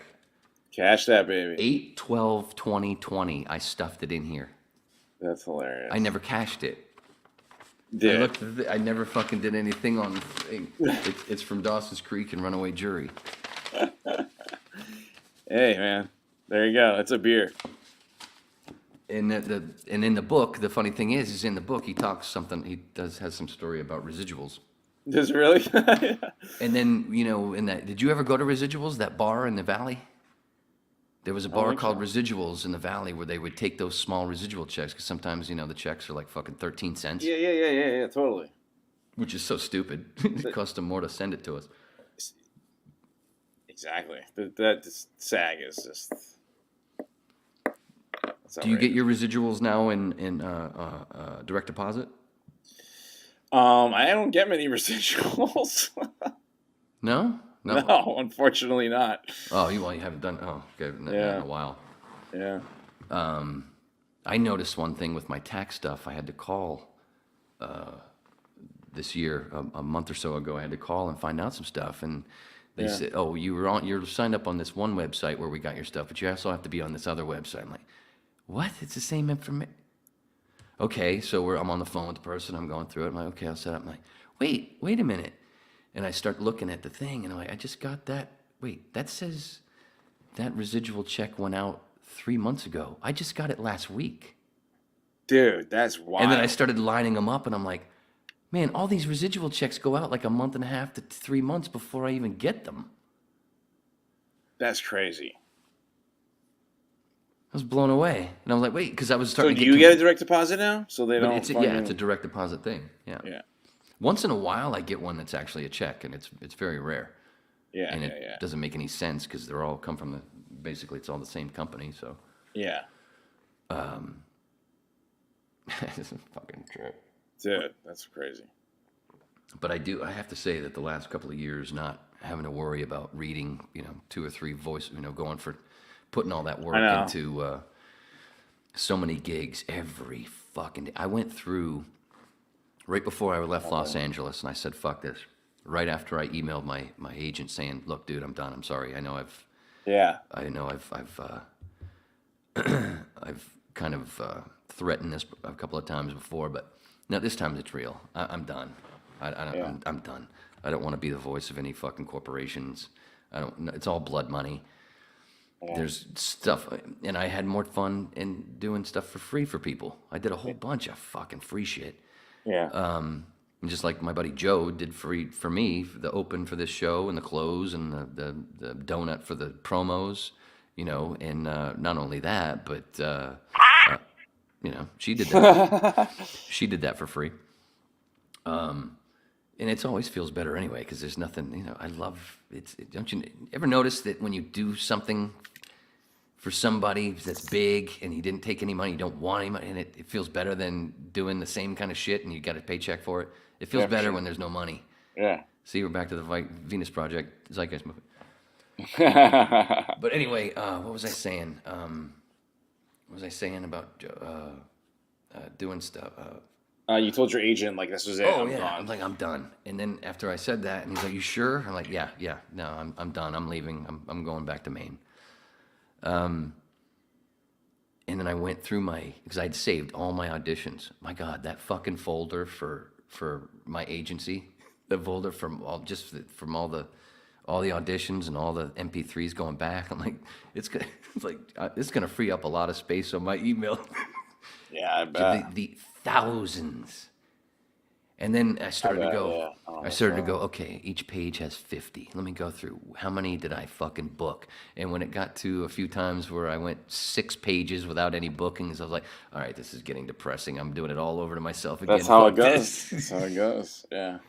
Fucking thousands. Yeah, that's wild. I know. I have a callback for a commercial.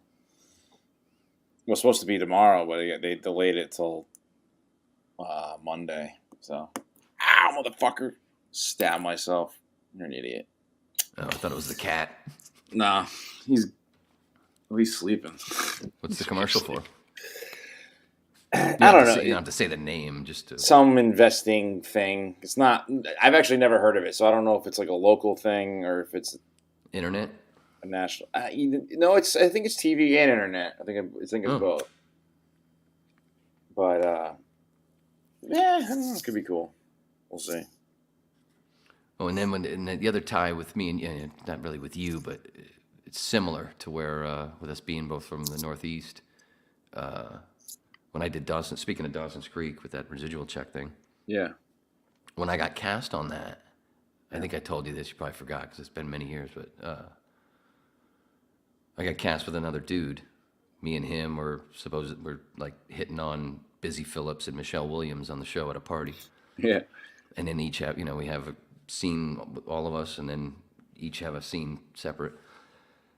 Come to find that dude, when I saw when I got there the day before shooting for wardrobe and everything, I saw his phone number on the sheet when I signed in myself. I just saw the 407, Orlando. Oh, cool, because I had lived in Fort Lauderdale before. At this point, I was in Tennessee, and because we shot it in North Carolina, I had an agent in Atlanta, and I went, oh, cool. We can talk about Florida. He's from Florida. That's neat. And then but he was not going to show up until the next day because he had a commercial to shoot in Orlando that day, the day before. So anyway, we meet, in the van from the hotel, driving to the studios in North Carolina, in Wilmington, and then we're in the makeup trailer. We start talking, or he's talking to the makeup lady as I'm sitting there because they're waiting to find out if my little flavor saver. I was fully shaved, but I had a little flavor saver. Yeah. And they had this whole thing about, I don't know if we can have that. I don't know, because we've never had facial hair on the show before. It was the final season. And they finally came back and went, actually, Josh is wearing a goatee now, so yeah, they're going to allow it. I'm like, okay, cool. But as we were waiting to hear, I'm sitting on the couch looking at a magazine while Andrew is in the makeup chair, and with the lady, and they're talking, and then she says, "Where are you from?" He says, "Well, I live in Orlando now, but I'm originally from Maine." And I went, "Yeah," and I heard that, and I went, "No way!" And the way he understood the way I said it, he turned his head to look at me, and he knew what I meant. And he looks at me, and he goes, "Where from?" And I went, "Great New Gloucester." And he went, "Fucking Scarborough." That's hilarious, dude. Like, no shit. That's crazy. Wow. And I was like, "Oh, cool. Okay, maybe this is meant to be, and this isn't like a fluke sort of thing." And I know I'm a douchebag, but. And then when it comes to the acting thing with that, I just remember thinking the whole time, I'm standing there with Michelle Williams. I'm like, fuck, man. I'm like, I just didn't want to overact. So to me, if you look at it, when I see it, I'm like, I underacted. Yeah. We were talking about, like you were talking earlier about the subtext, and like doing little. Yeah. I did very little, almost too little. Too little. Yeah. And then with Jensen Ackles right there, like I have a scene with Michelle Williams and Jensen Ackles, man. This is badass, dude. That's cool. And he gets to shove me to the wall, and I have to get off my girl, man. She's not yours. Did I tell you the story about the whole thing with the Rodney Rude joke? No. When we were shooting, when I was in Australia, I fell in love with this fucking comedian called Rodney Rude. Yeah. He talked like this, and he'd tell these really crazy stories. My sister had this friend who had a baby, and when the baby was born, they aren't the arms, the legs, or a body. It was just a head, but it was a good-looking head. Yeah. Anyway, his Head's 9th birthday, and Head's father said, "Come here, Head. Head's 9th birthday. Got a nice present for you." Head said, "It's not another fucking hat, is it?" It's not another fucking hat, is it? Now Head's 14, and he's in a swimming tournament, which is funny in itself. Anyway, they say on your block, get set, go, and he dived in, went straight to the bottom. And no one really paid any attention or took any notice of him. And then after about 5 minutes, someone rescued him, and he was really pissed off. And they said, "What happened, Head?" He said, "Fuck, I got a cramp." Head. So, I used to tell that I'd started off with, "My sister had this friend who had a baby." I used to do that for people, that would all I have to do, and have friends laugh because they knew the rest of it, and they would just be laughing because they knew. Yeah. There was a spot in the when we were shooting the scene with the party, because it was at a house in North Carolina. It was supposed to be at a college party. And me and Andrew and Busy Phillips and Michelle Williams are in the living room on the couch, and that's where the first scene with us takes place. There's a break in shooting. Got to do something with the camera, whatever. Everything's quiet. The extras are put back to where they're going. Everybody back to one. Everybody's standing around, so there's a whole bunch of people, and we're just sitting there, and it's quiet as fuck. And all of a sudden, I just went, "My sister had this friend who had a baby, and when the baby was born out in the body, or a head, or legs, arms and legs, or body, it was just a head. It was a good-looking head." Everybody's laughing. I look at Michelle, who's sitting directly in front of me, and she's like this. Everybody's laughing. Andrew, Busy, everybody, the cameraman, the director. Just a head. And she's just like. So, anyway. I'm like, oh, fuck, whatever. And then I remember later on, and the next day when we shot the scene on the stairs with her and Jensen, I remember asking her, I'm like, "Am I doing anything?" Just to ask, because I'm a douche fuck bag. You're the fucking pro. Am I doing anything stupid? She's like, "No, you're okay. You're doing okay." Okay, I had to ask her. I did. Yeah. And she was super sweet, but standoffish at first. So, during that spot.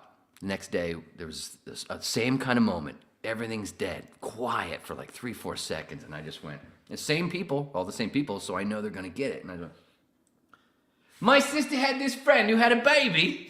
That's all I had to say. Everybody laughs. Michelle again. Damn, really? And I'm like, "Oh, what happened? What did I do? Fuck. I thought everything was going great." Everybody laughing but her. Anyway, so towards the end of the day of that second day of shooting, Busy comes to me and Andrew and invites us to have drinks with her and Michelle and Michelle's boyfriend and some other people at this bar that's near our hotel where we're staying, the Hilton that they have us set at.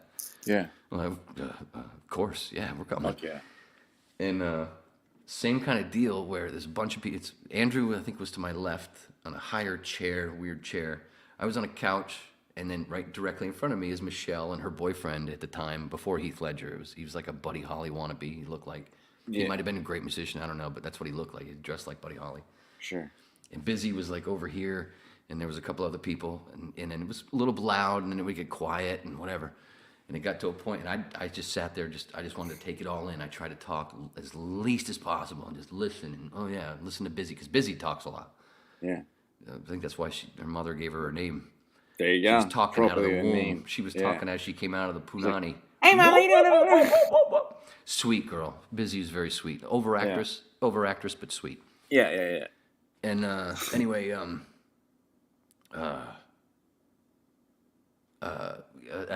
dead spot came along, and I just went, and I was sitting back I remember sitting back like this, just waiting for it. And it's all of a sudden the music, something was blaring, and all of a sudden the song stopped, and nobody was really talking, and everything got going. My sister had this friend who had a baby. Michelle starts fucking laughing. Actually sat up and going, and she goes, I knew you were going to do it. I knew you were going to do it.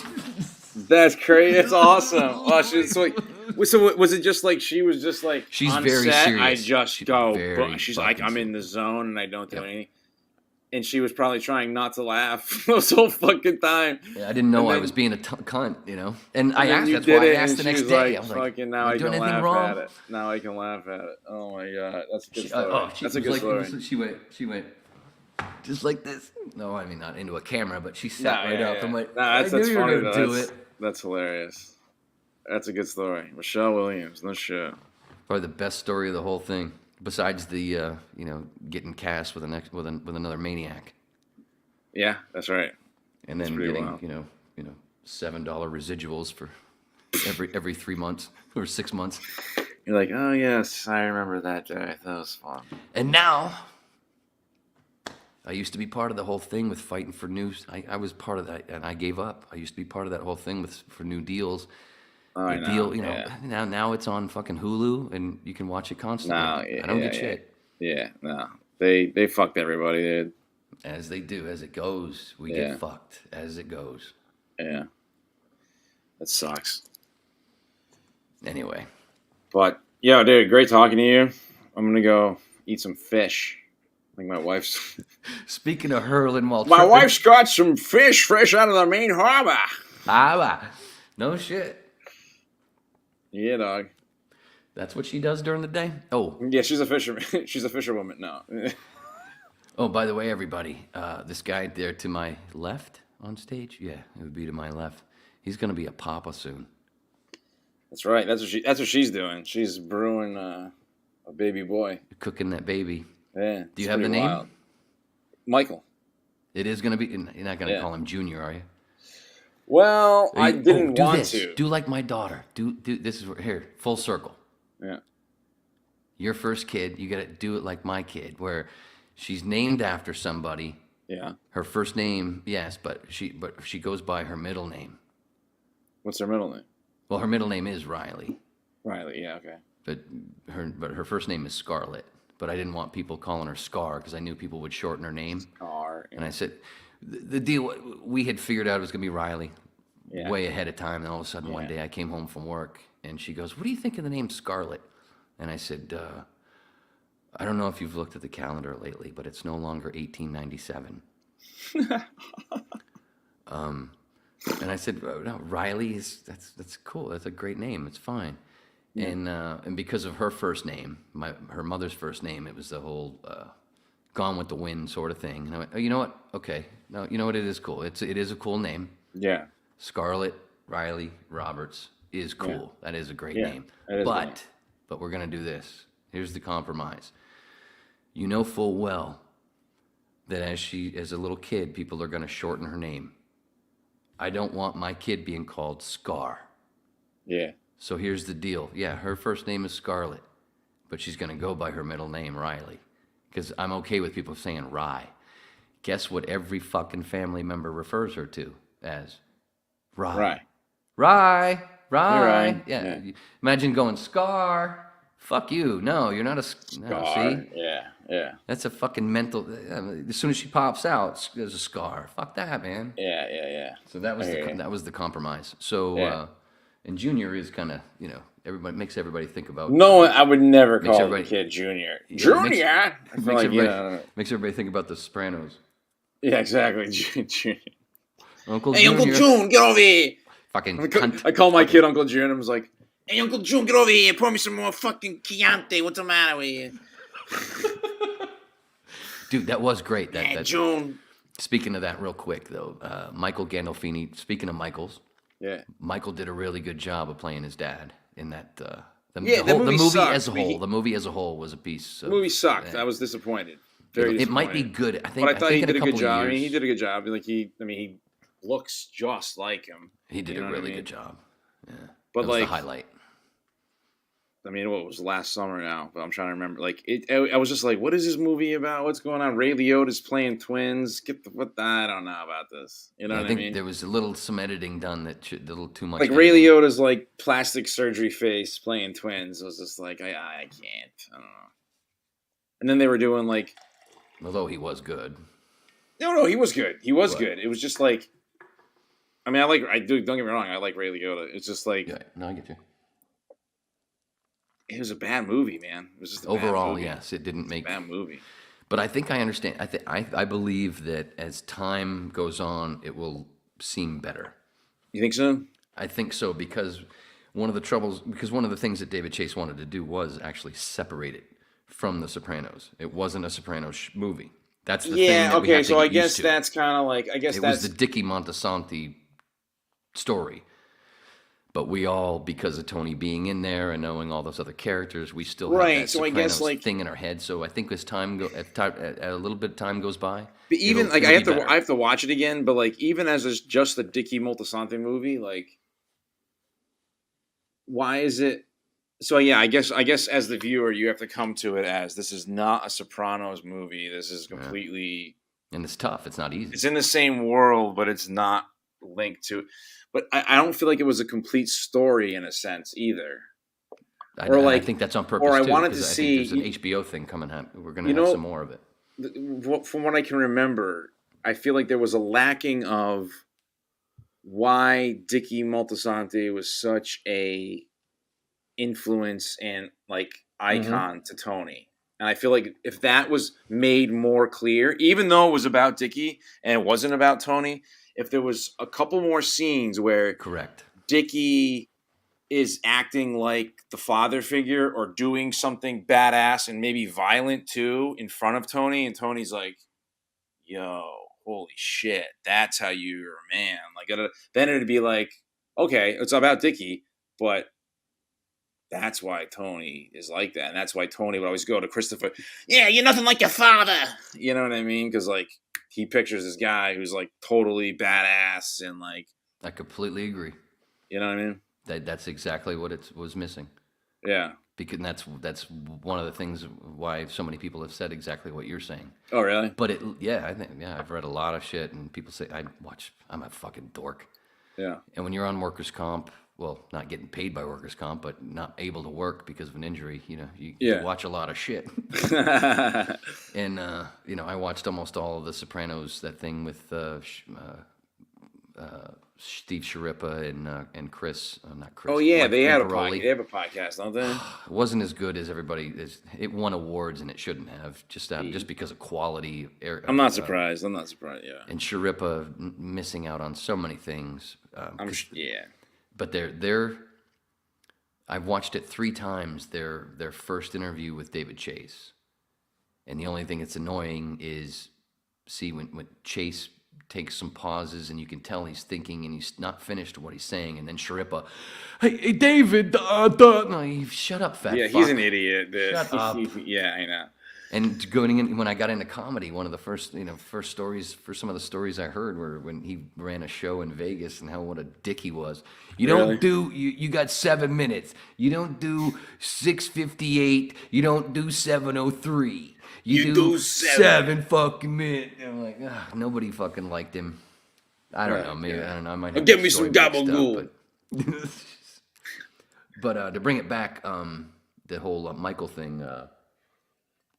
Yeah. So what was it? Before I let you go, before I play this silly close to wear.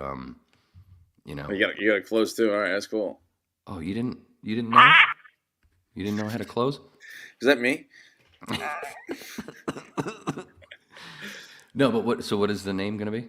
So I'm Michael John Marinaccio. Marinaccio. Yeah, and so he was going to be Michael. So my dad's Michael, my grandfather was Michael, but we all have different middle names. It's Michael Vito, Michael David, I'm Michael John. So I was thinking my brother's Joseph. I was going to be like, all right, Michael Joseph. So still same initials, MJM, but so biblical. But it's true. But it's not a junior.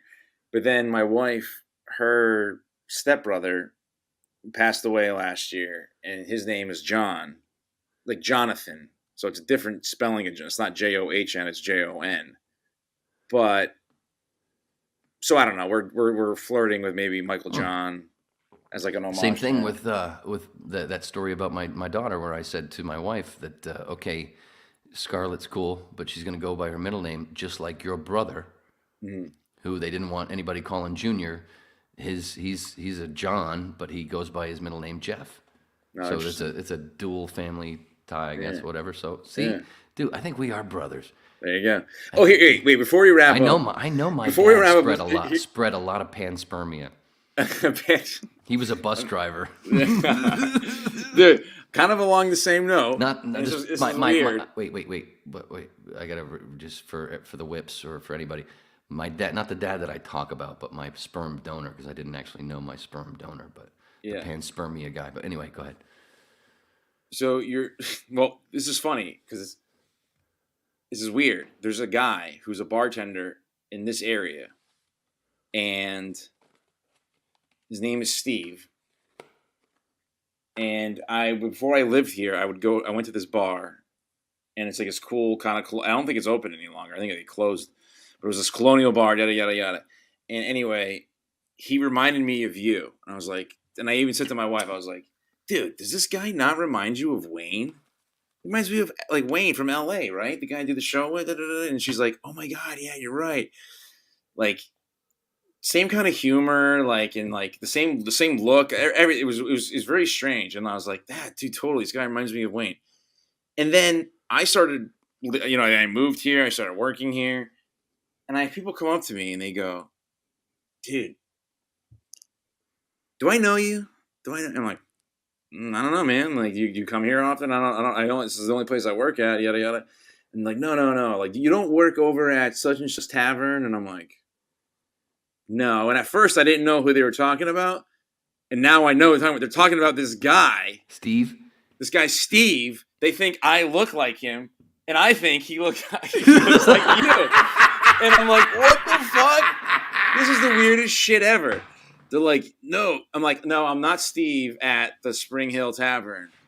But I know a guy. No, dude, it's just weird. And like, I think he lived in Maine. He lived in like Kittery or somewhere over the border. And that's fucking I think great. He still works in town somewhere. It's wild. It's just weird and wild. I had a girlfriend in the early 90s. And then we broke up, and then a bunch of years later, we started talking again. And she goes, "I got to let you know that I dated this other guy. He was from out of the country. I think she said he was Australian. Anyway, she was at a bar, and she thought it was me, and she walked up to him and tapped him on the shoulder and started talking to him like he was me. And he went, what? And she went, wait, oh my God, la la la." And then she actually dated him for a little while. He was Australian. He looked like she said he was like my twin. That's wild. That's crazy. And it was and a chick that I was with before, who she kind of looked like Kate. She reminded me of Kate Winslet. Yeah. Oh, that's so fucking Steve. Steve, yeah. Steve. We gotta find out who Steve. He's fucking somewhere over here in Portsmouth. That is hilarious. Oh, yeah. By the way, when you New Hampshire, the other thing I want to tell you, you're in Portsmouth, Newport. How far are you from Newport? Rhode Island? No, Newport, New Hampshire. Yeah, I'm not sure. I don't know the lay of the land all that well yet. It's a bit west of you, I believe. Okay. Newport, New Hampshire. I built a golf course there. Oh shit. The summer after I graduated high school, and then the summer that I came back from Australia, we finished it. We took a old 9-hole golf course. The first summer we built 10 holes around the existing 9 while people still played and everything.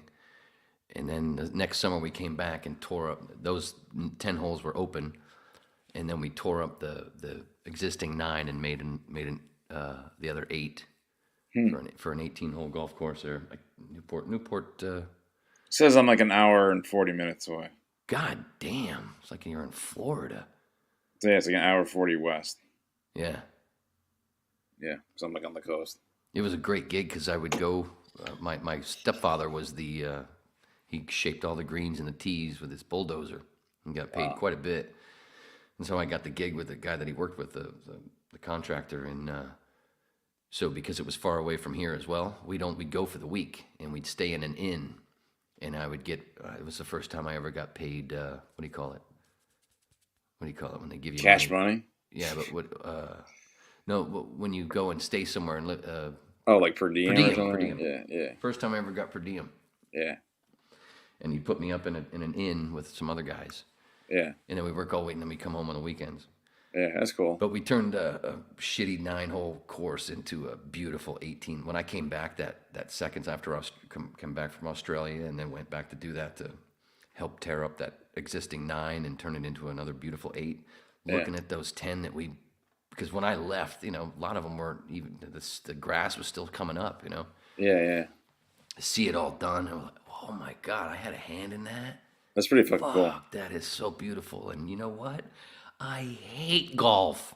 Yeah, dude. So do I. But that's still cool. It was pretty cool.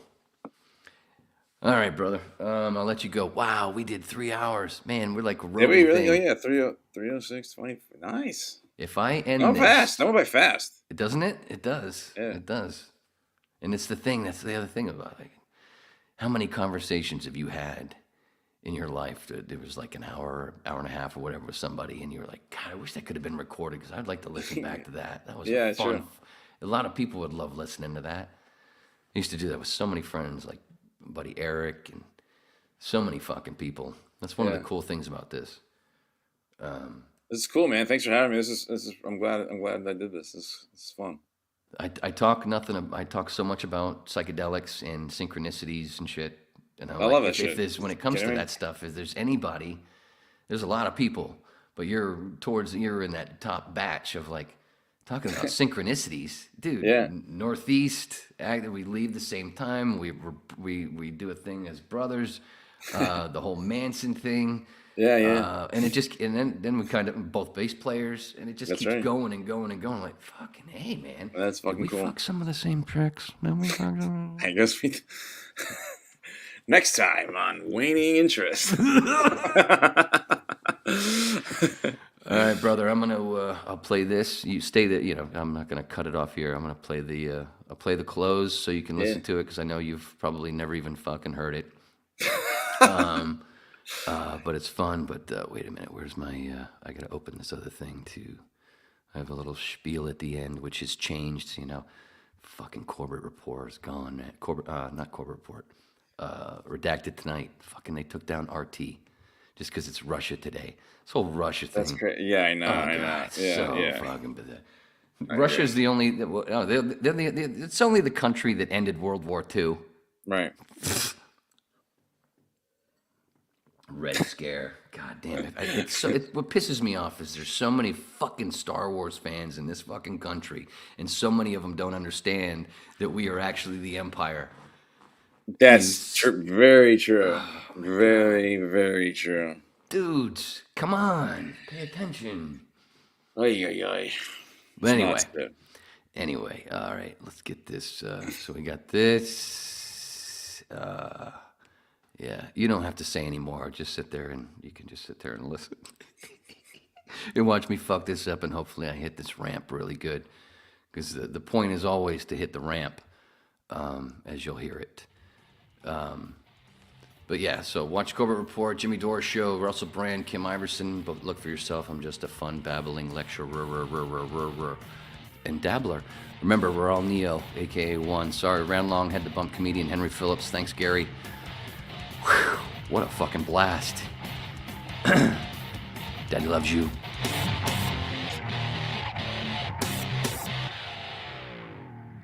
Messing with my peebles.